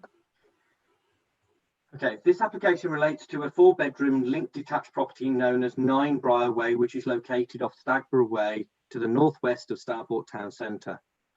The property is constructed of brick and tile and is designed with a side-facing dormer. The property is surrounded by other residential properties to the side and the front, and open green belt to the rear. The proposal seeks for a first floor side extension to the existing property to create an enlarged bathroom and ensuite. And just to show you some photos of the site, this is looking from Briar Way. The property in question is the third property in the background with the white dormer, just this one here. This is looking down the private drive, and the property is the last one on the end. This is looking at the property front on, and then this is looking from Cedar Rise, which is the other private drive and cul-de-sac on the opposite side of the property. As we said, the property is for a side extension to the existing property to provide a bathroom and ensuite. Proposal provides a subservient extension with the ridge being lower than the existing property. The eaves level to the front of the property matches the eaves level on the existing property, creating an attractive and proportionate extension.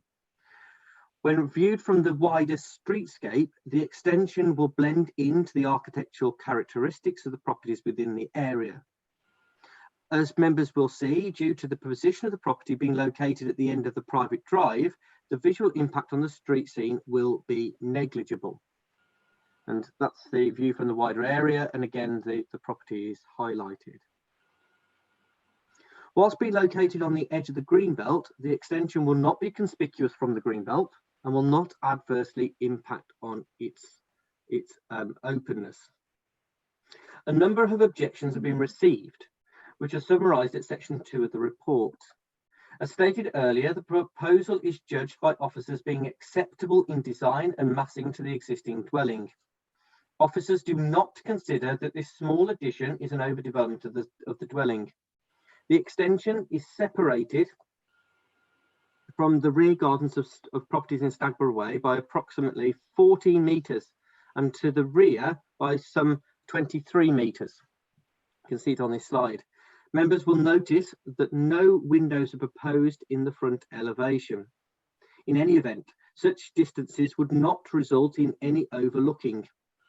Concern is raised of the overshadowing of gardens and properties, and members have advised that due to the orientation of the properties in Stagborough Way, the existing properties in Briar Way do shadow the rear gardens in the winter months, but the addition of this first floor addition will not exacerbate the shadowing to a point that would be demonstrable in terms of the harm over and above the existing situation. Concern has also been expressed in respect of the impact of the extension on the Arley Kings Conservation Area.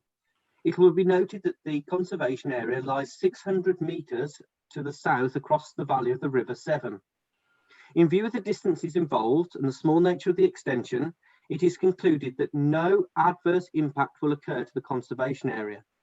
Whilst there may be minor loss of a private view from the properties in Stagborough Way, it is absolutely clear that from public vantage points, the development will not impact on views in or out of the conservation area. Overall, the proposed extension is appropriate and acceptable addition to the property, which is completely in accordance with the relevant policies of the development plan. The application is therefore recommended for approval, subject to the conditions set out in paragraph 5.2 of the report. Thank you. Do we have any questions of the officer, please? No one has raised their hand, so we will move into the objectors and applicants. So can I invite Mr. Hawkins, objector, to come into the forum?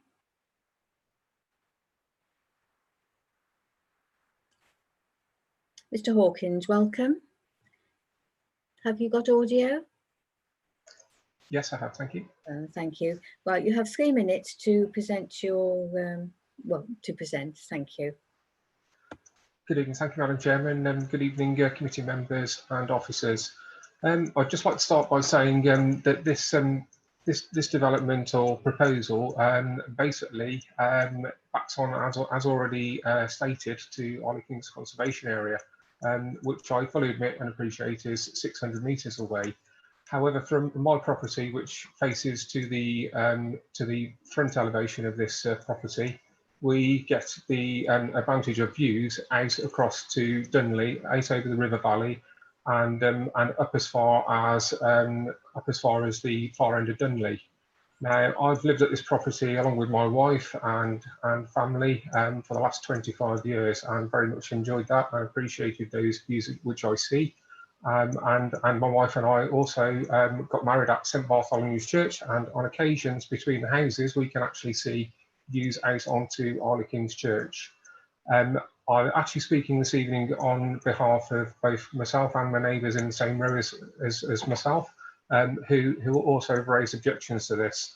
Now, I believe 5 addresses have been consulted in total on this proposal, and of which there's been 4 objections.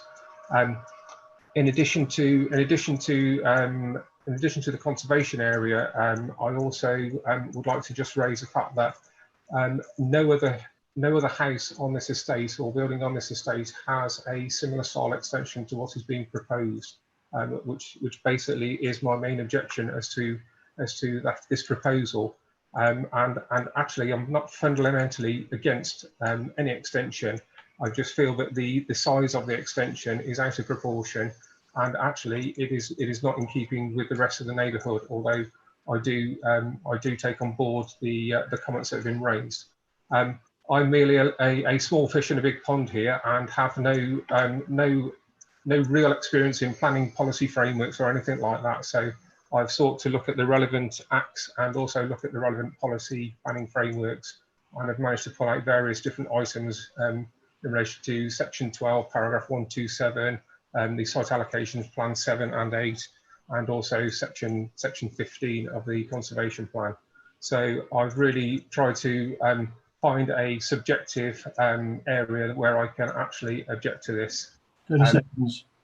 And in relation to this, I say, you know, the local residents feel quite, local people and neighbours feel quite aggrieved by what is being proposed here. As I said previously, I'm not against the development. I just think if the dormer was extended more in line with other properties on this estate, such as those at 1A Stagborough Way and 65 Lower Lickhill Road, then that would be more appropriate. And also by letting Chairman go, it will be actually setting a precedence for the other houses in the street. Thank you, Mr. Hawkins. If you would stay where you are at the moment, we have some councillors that would like to ask you some questions, presumably to clarify a situation. Councillor Hart. Thank you, Madam Chairman. In fact, it's a question to our development manager, Mr. Round, arising out of what the objector, Mr. Hawkins, has said. Much of Mr. Hawkins and his, I think, neighbours' concern is about the views over Dunley and St Bartholomew's Church and the conservation area that they will potentially lose if this application is approved. Could the development manager remind the committee of the legislation around whether there is or indeed isn't a right to a view? Through you, Chairman, I'm quite happy to answer that question. Members will recall, in terms of what is a material consideration, that anything can be a material consideration. But in terms of certain aspects, there are certain things such as valuation of property, and indeed a view is not something that is a material consideration for the planning application. Considerations such as loss of light, in terms of shadowing, in terms of impact, those are considerations, but unfortunately a loss of a view is not one that is a material consideration for this committee.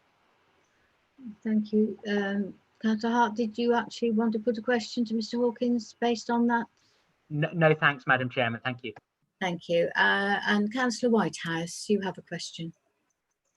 Thank you, Madam Chairman. Mr. Hawkins, thank you for your time. You mentioned the conservation area. I was just interested to, first of all, know whether or not you think this will impact the conservation area. And if you do, how do you believe that this will impact it, please? Thank you. Obviously, I don't believe it will affect the conservation area directly, but as I say, I'm taking quite literally the conservation area character appraisal 2014, where it says about adversely affecting views in and out of conservation areas. So it may not be as black and white as I maybe think it is, but certainly if this development was approved, then that will certainly adversely affect the views in and out for anybody in the surrounding area who can see through there currently. Thank you, Mr. Hawkins. Appreciate your contribution tonight, and we will return you back to public participation only. Thank you very much. Right, our next speaker is on behalf of the applicant, and that is Mr. Barnett.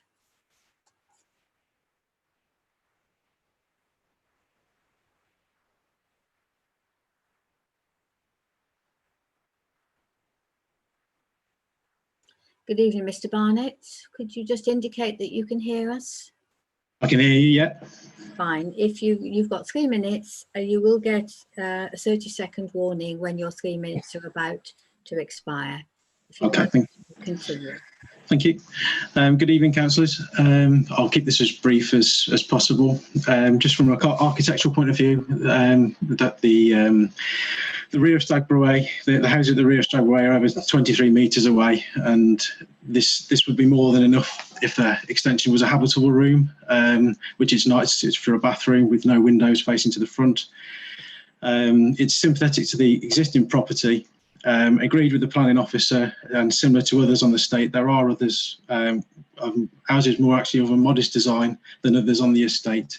So I don't believe there's any impact there.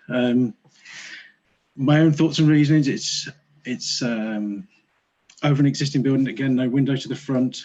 There are actually more, on Stagborough Way, there are houses with considerable larger extensions than ours. 27, 35 and 37 Stagborough Way have got quite, maybe extended twice maybe. I agree with the planning officer in its keeping with the street scene. I've checked available online resources to check shadowing of our house, and this extension is minimal. It'll just be minimal sort of effect really. And to my knowledge, no immediate neighbours have objected to us, and they've taken the time to speak with us and discuss the work that we wanted to have done. And that concludes what I needed to say. Thank you very much. Thank you, Barnett. We will just wait and see if any members wish to ask you a question directly. No members of the committee have indicated they would like to ask you a question, so we will return you back to public participation as we proceed.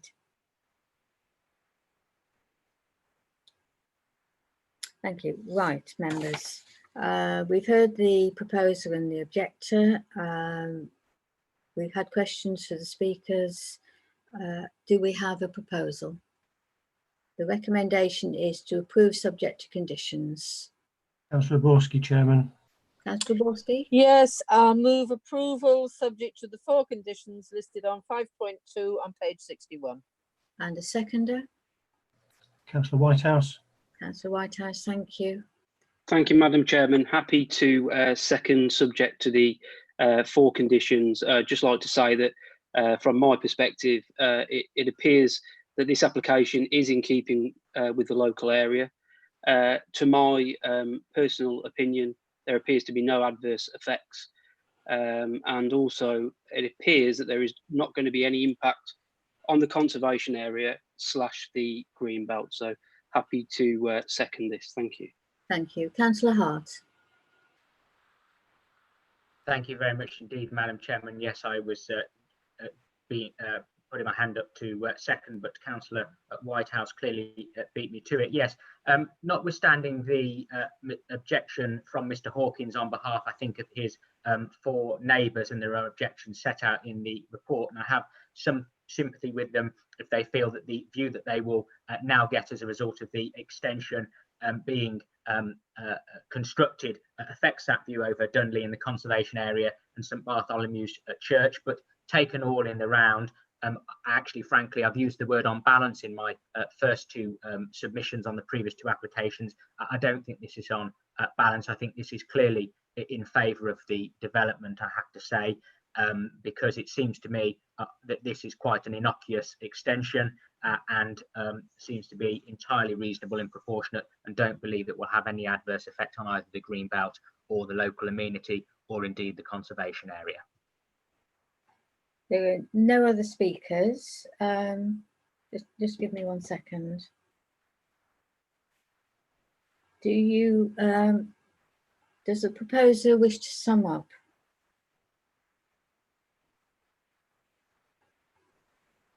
No, it's, I think it's just straightforward. Okay, well, we'll take it to a vote then. All those in favour of approving this application with the conditions as stated?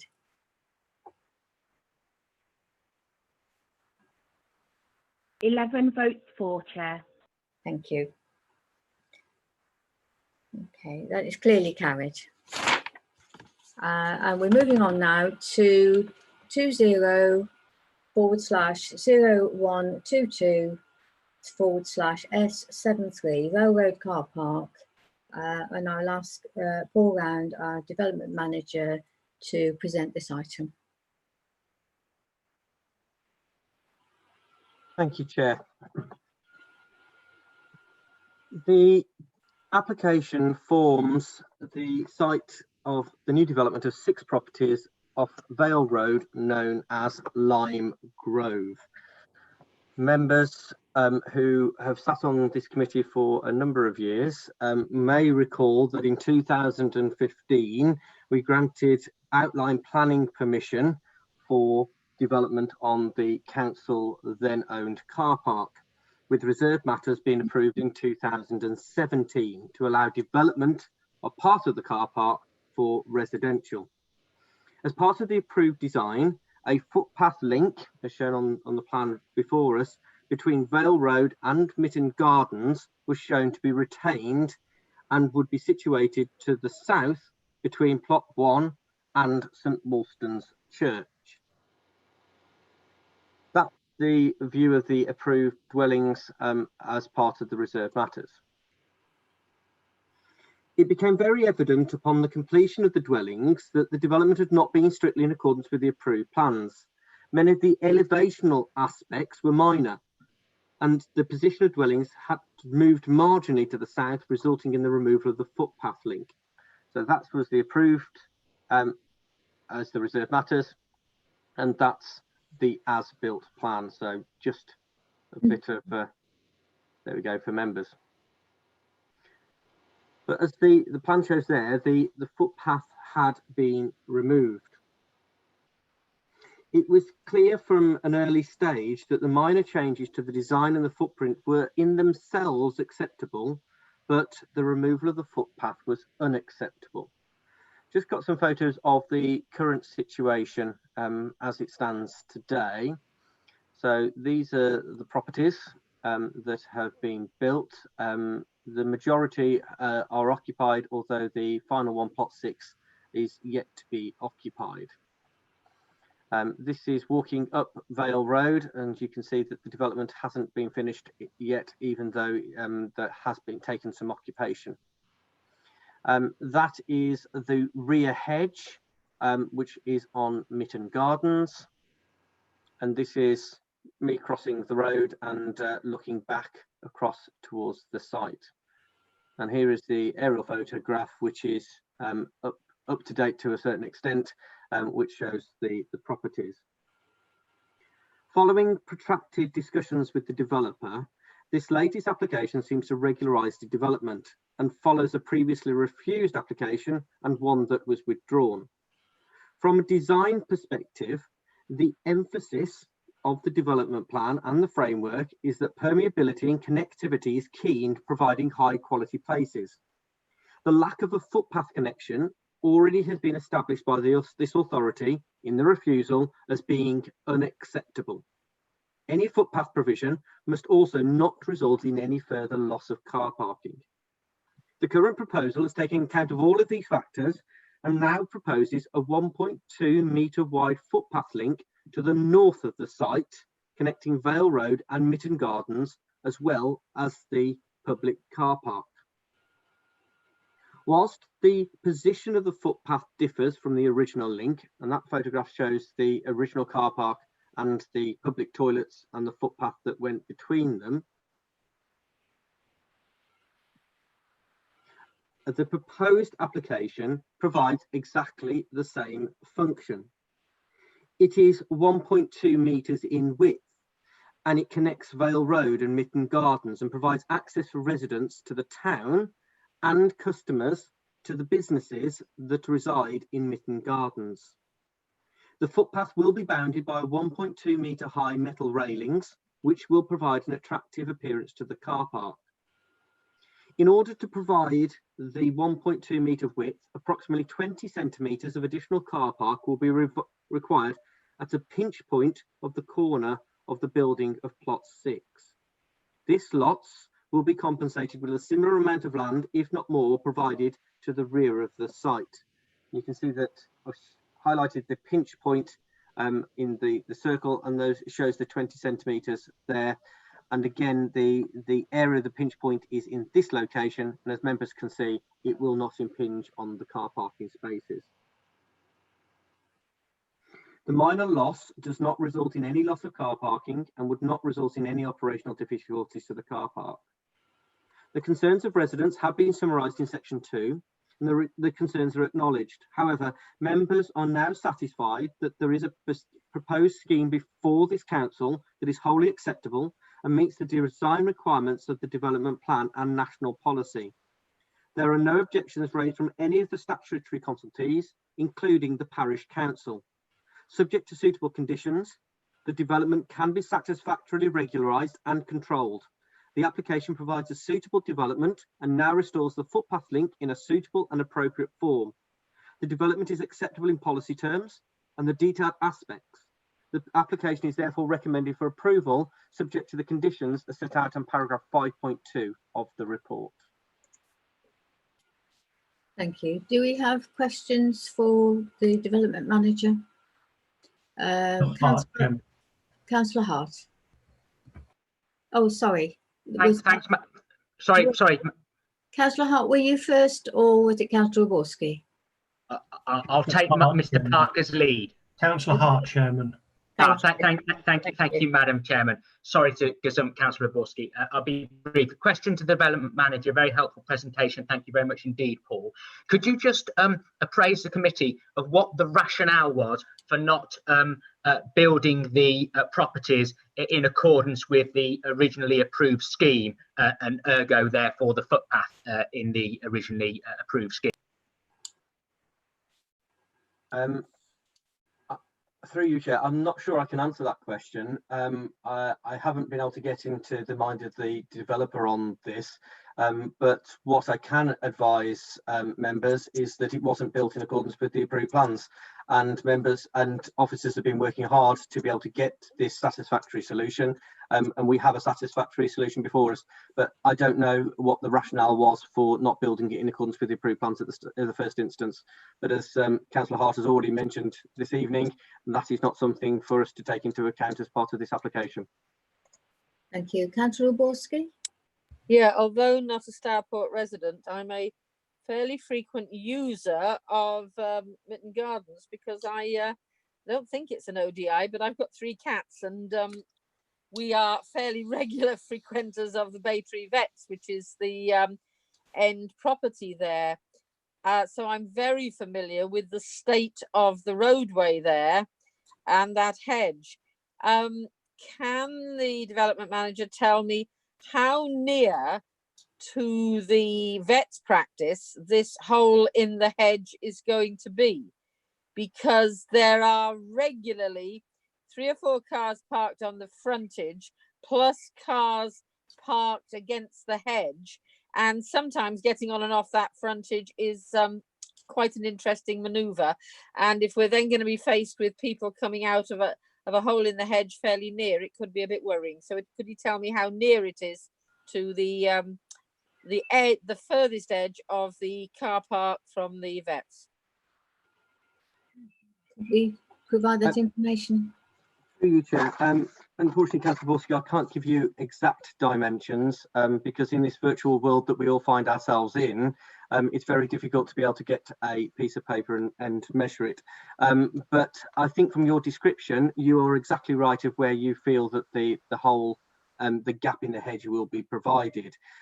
It's in exactly the same position as was previously with the previous footpath. There is no control over Mitton Gardens. It is a private road. So in terms of the surfacing, there is no control that the developer has or that the council has. And in terms of being restricted, it is unrestricted in terms of car parking. And that was exactly the same situation as previously existed with the previous footpath.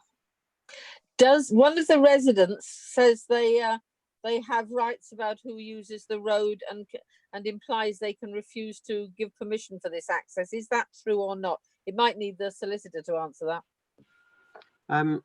I'm quite happy to take it for now, but through you, Chair, the legal right of passage is something that would be included within any deeds of properties.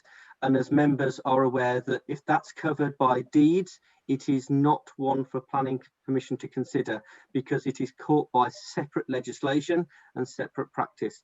So in terms of whether somebody has a right of passage, it does not preclude this council from granting planning permission. It may preclude the use from the developer, but all this council is requiring the developer to do is put a footpath in on its land. If there is prevention of use, that is entirely something that they will have to deal with as part of their legal matters. Thank you. Councillor Chambers. Thank you, Chair. It was a question to Mr. Round, please. When you showed your presentation, you said that it would have, the new footpath would have a metal fence, and I read it's 1.2 metres high. Obviously, there's the start of a metal fence now, and then there's a normal fence, wooden fence, down the rest of the alleyway. One is to assume that wooden fence is to be taken down and replaced by. I just wanted to clarify that, because otherwise it makes a very dark alleyway. Thank you. Through you, Chairman, you're absolutely right, and you've read the situation correctly. The fence will be removed. We would not support a dark alleyway, and in that respect, the railings will go the entirety of the length of the car park, of the whole of the footpath on the car park side. Thank you for that. We have no other questions. So we will move to our objector and the agent. I would like to call to the meeting Mr. Morgan on behalf of the objector.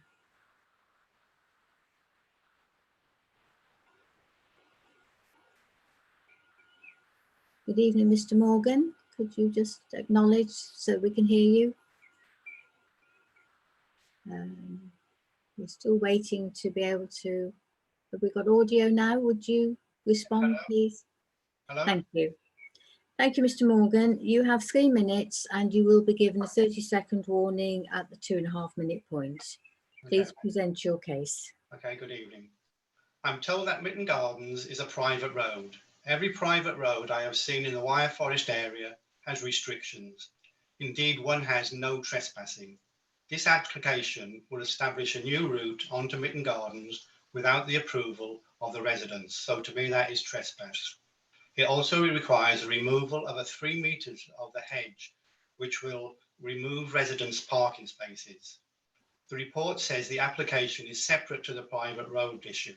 However, the two are interlinked. It needs residents' approval. There is a covenant on the hedge, which must still be in place. As with the private road, this has been pushed to one side. Mitton Gardens is a narrow road with no pavements. Cars park against the hedge. This application is very dangerous. People will exit the hole into the middle of the road at a point less than 20 metres from a very busy blind corner.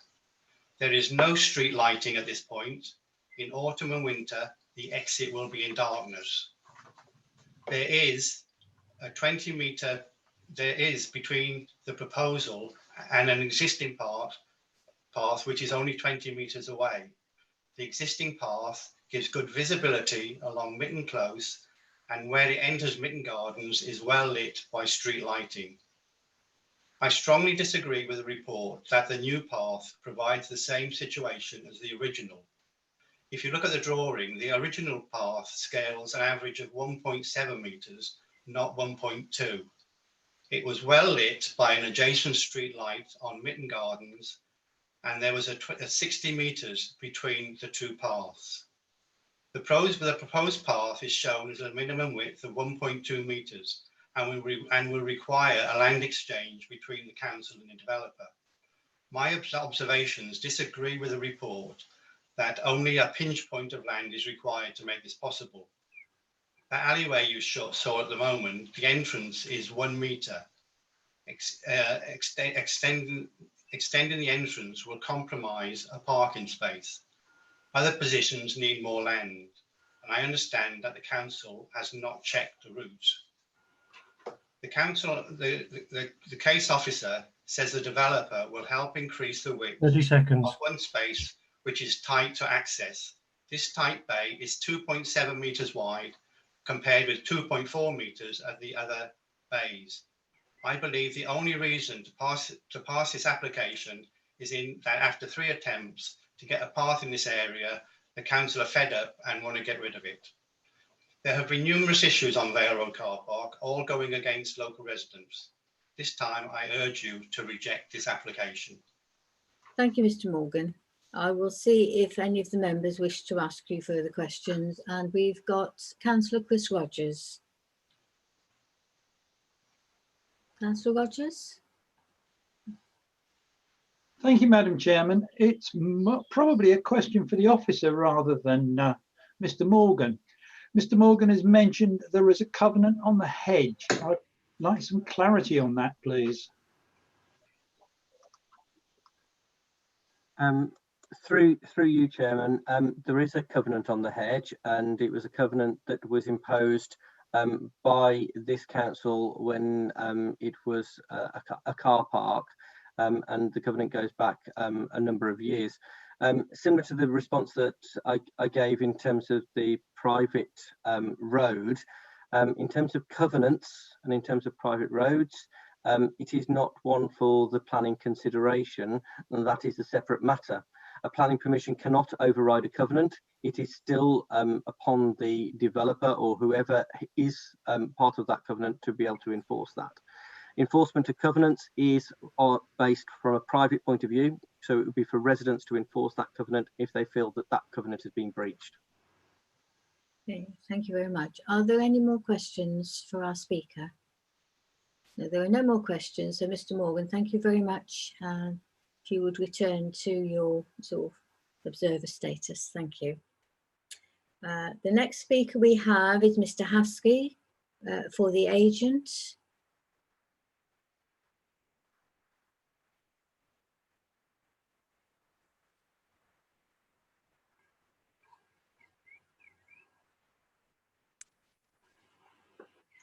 Hello. Hello. Can't see you yet, Mr. Haskey. Mr. Haskey, you have your video turned off. If you could turn that on, please. Oh, welcome, Hello. Mr. Haskey. You have 3 minutes and you will be prompted in the last 30 seconds so that you know how much time you've got left to speak. Okay. Thank you, Chair, for allowing me the opportunity to speak this evening in support of this application. I would like to thank Mr. Rand, your development manager, for the patience and pragmatism he's offered in working with myself and the applicants to agree what we think is a sensible solution for all parties. The application before you now, I believe, offers a genuine improvement for all potential users of the proposed footpath. In particular, it provides direct access from the council's own pay and display car park to the veterinary surgery and the dentist practice on Mitten Road, facilitating easy access to their businesses. The originally approved scheme, which Mr. Rand had on his screen at the start of his presentation, with the path in its old location, would not have facilitated such access, as the path would have been isolated from the car park by the residential development site.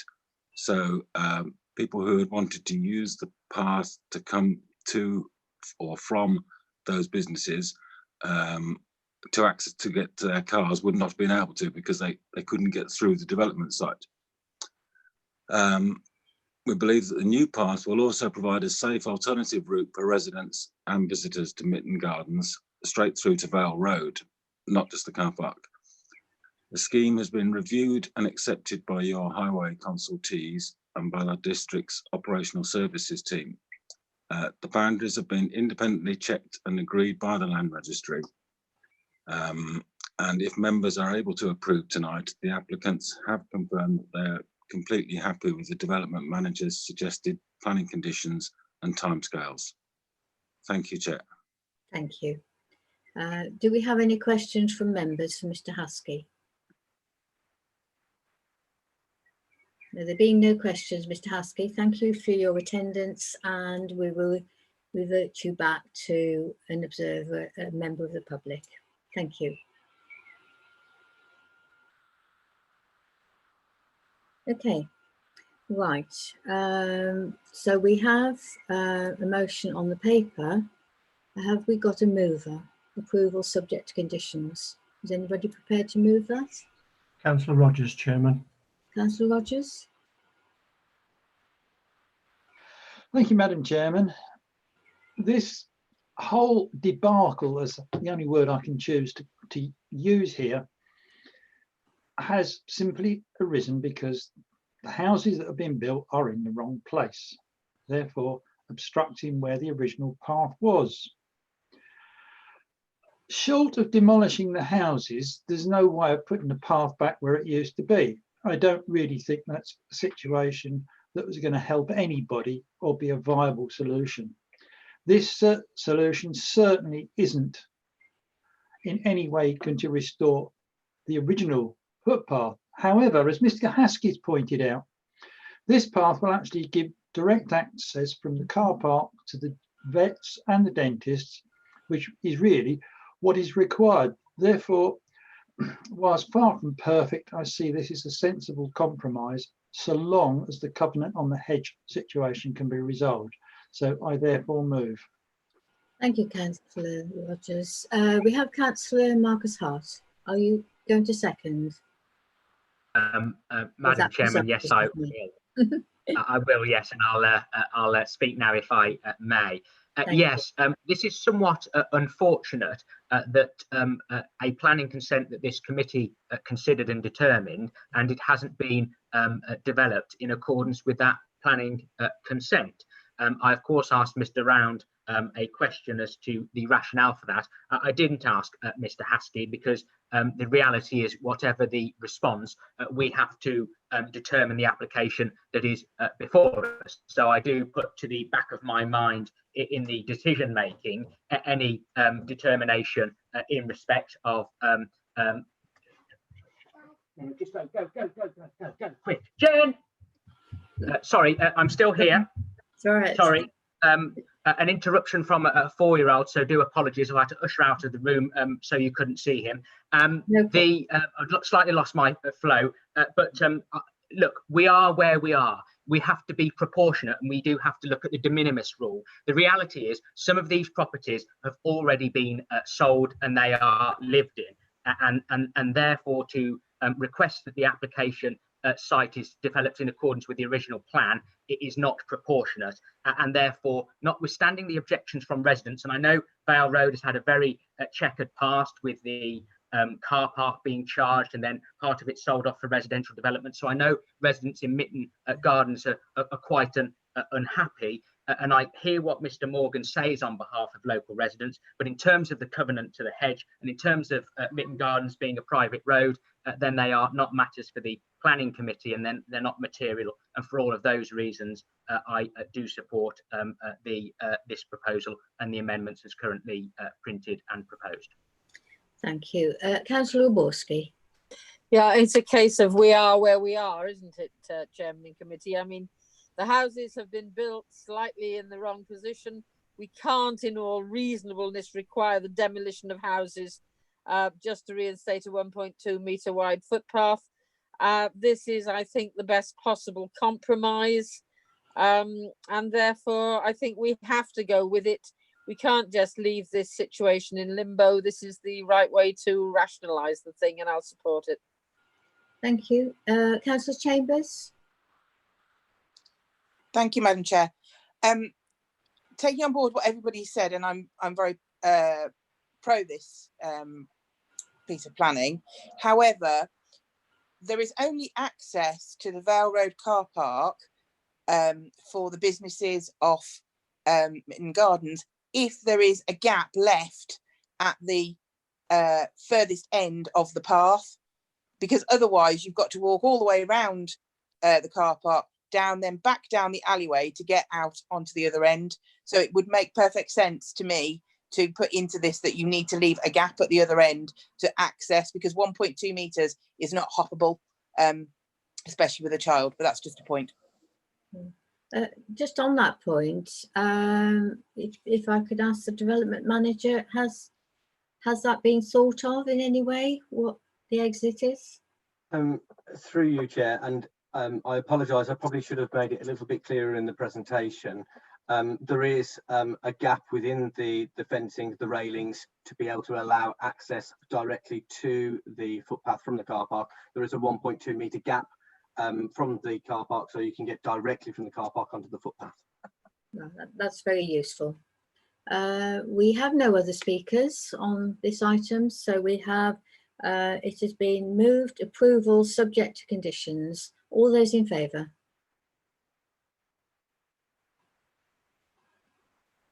That's unanimous, Chair. Thank you. That is carried. Right, now we move to Part B. The reports in Part B, the first one is 19/0519, outline land adjacent at the A448, Mustow Green. You've all seen this. We have a recommendation for refusal.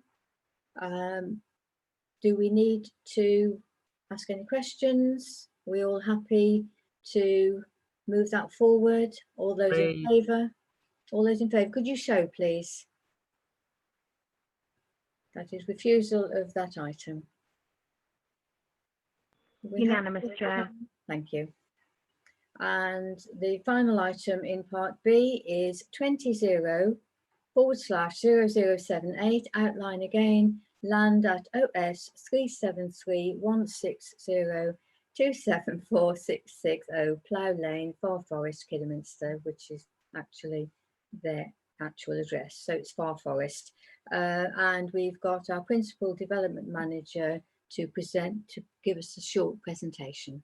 Thank you, Helen. Thank you, Chair.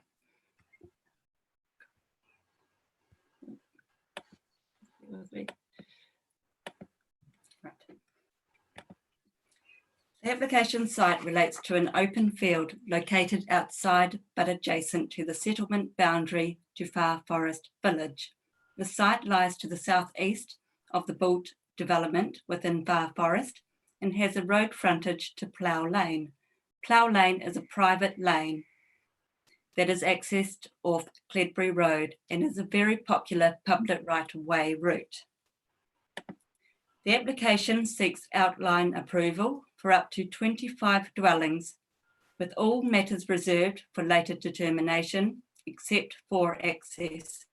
The application comes with an illustrated master plan, which shows how the 25 dwellings could be arranged on the site, and also indicates that the scheme would provide 8 affordable and 17 open market properties. As part of the access details, the development would involve a number of improvements to this section of Plough Lane, including widening the road and providing footways to parts of it, but no alterations are proposed to the junction with Cledbury Road. Here are some photos of the site. This one is looking down Plough Lane. This one is within the site, and again within the site. And this photo is looking at Oak Rise Road, which is a fairly recent development within Far Forest.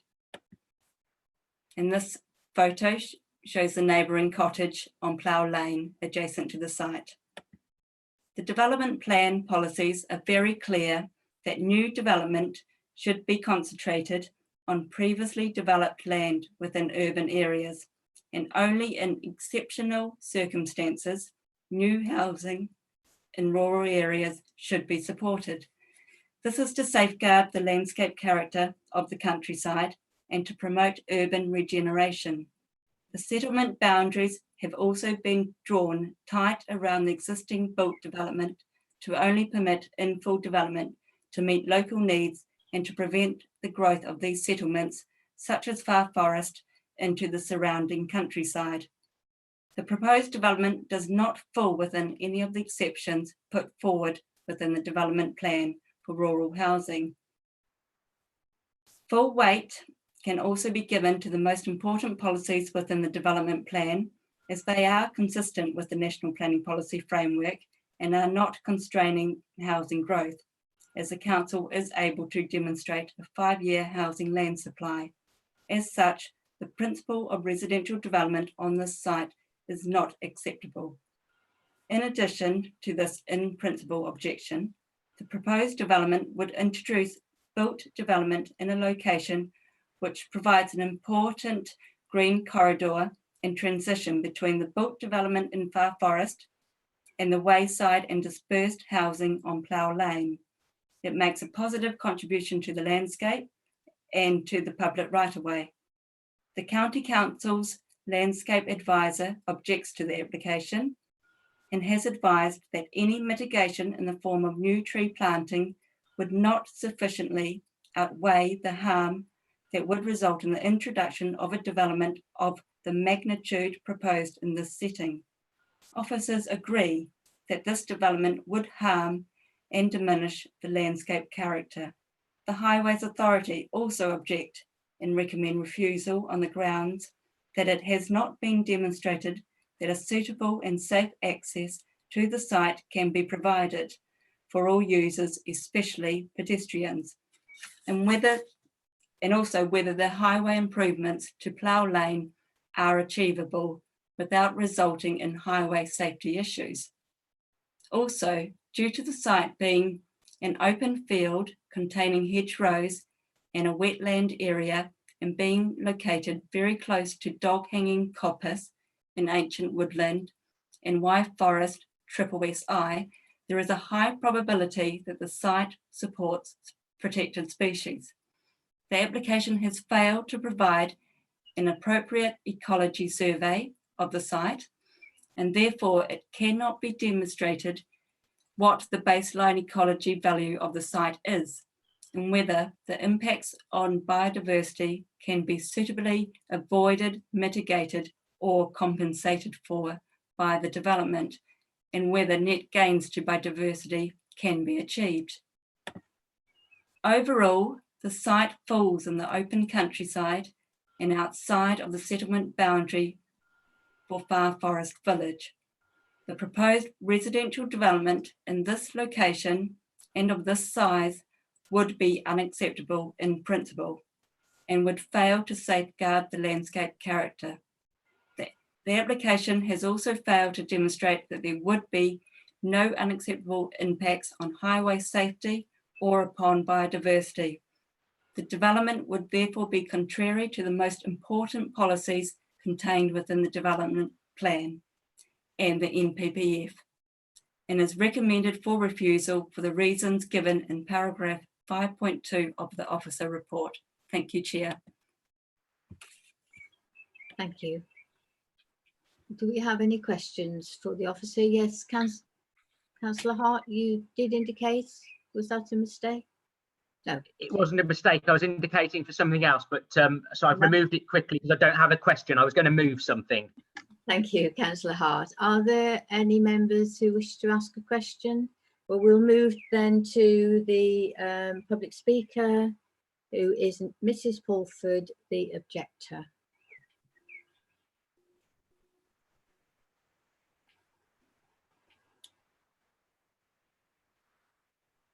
Welcome, Mrs. Pulford. Would you like to say something so that we know your microphone is working? Could you? We still can't hear you yet, so just be patient. Good evening, committee. Can you hear me? We can now, thank you. You have 3 minutes and you will be prompted at the last 30 seconds for you to say what you are saying. There have been a significant number of strong objections to this scheme from local residents. Firstly, the application site lies outside of a defined development boundary and would not represent a rural exception site for affordable housing or meet an identified local housing need. The principle of development is unacceptable. Far Forest is not a sustainable village and only benefits from limited local services and facilities. The village cannot adequately accommodate this additional housing growth, especially on top of the emerging housing allocation as part of the local plan review. The council has a 5-year supply of housing and the development plan is not out of date. The proposed development would be totally inappropriate with the surrounding rural settlement and landscape character. It would effectively double the amount of development along Plough Lane and completely urbanise this part of Far Forest. The applicants, in our opinion, do not have ownership rights to carry out the proposed works to Plough Lane. There is no title registered with Her Majesty's Land Registry, and exhaustive attempts have failed to trace an owner with no one claiming ownership. The Highways Authority also confirmed ownership has not been clearly established by the applicant. The residents, frontages, own their frontage and the lane up to halfway across. The lane has been maintained for many decades with control exercised by the frontages. Any proposed works on the lane can only be with their agreement. Plough Lane does not have suitable drainage or drainage outfalls, which this application does not address. In conclusion, the proposed development is unacceptable in principle and fails to accord with the strategic policies of the core strategy and allocations plan. The scheme would be detrimental to the surrounding rural environment and landscape character. The proposal would result in a significant intensification of use of a private lane, and it has not been adequately demonstrated that safe and suitable access for all can be provided, without resulting in an unacceptable impact on highway safety. It does not meet the Streetscape Design Guide. The applicant has failed to demonstrate that there would not be adverse impact upon biodiversity and protected 30 species, seconds. as ecology surveys were carried out over too short of a period, as identified by the Wildlife Trust. And insufficient evidence has been provided which demonstrates that protected species would not be adversely harmed. We respectfully request that you refuse this application in line with your officer's recommendation. I speak to you this evening as a neighbour and for all the residents of Plough Lane. Thank you, committee. Thank you, Mrs. Pulford. We have, if you remain, we have Councillor Borski who would like to ask you a question. No, sorry, my hand was up for. Yeah. Yeah. Are there any members who would like to ask a question, Mrs. Pulford? No. Well, thank you very much for your contribution. Thank you.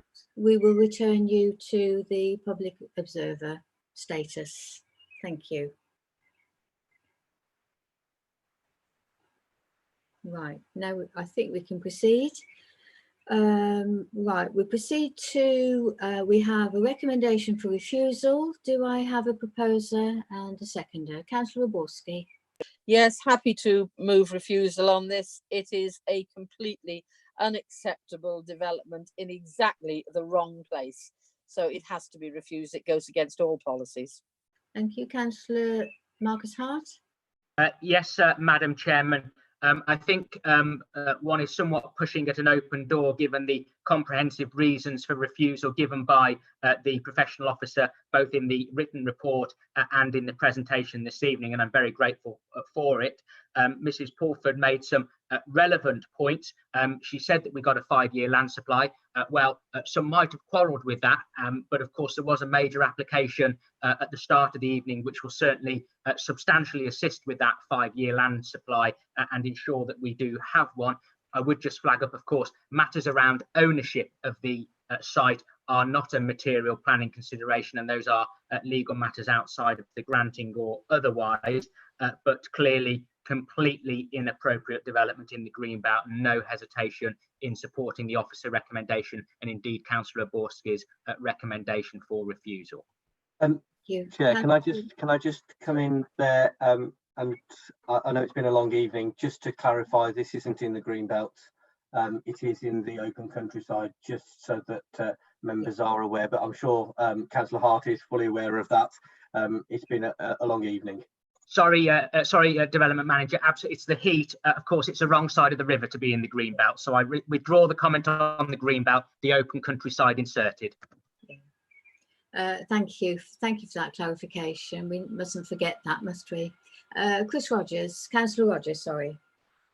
Thank you, Madam Chairman. I'm very, very well acquainted with this part of our wonderful countryside. It's a beautiful area.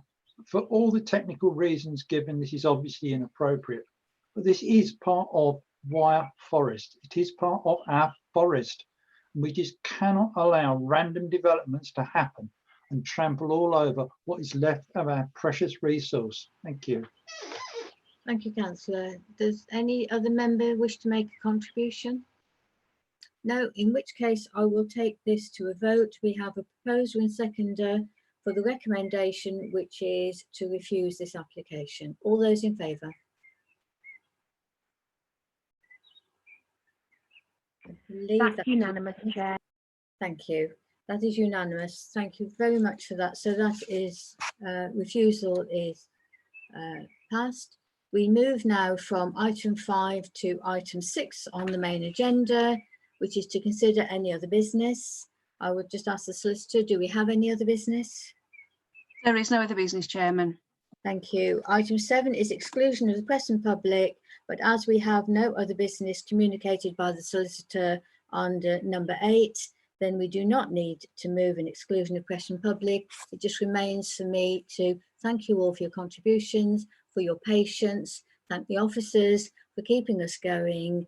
I think we have given full benefit to all of these applications. I just apologise that it's taken us rather longer than usual. So thank you all for your attendance.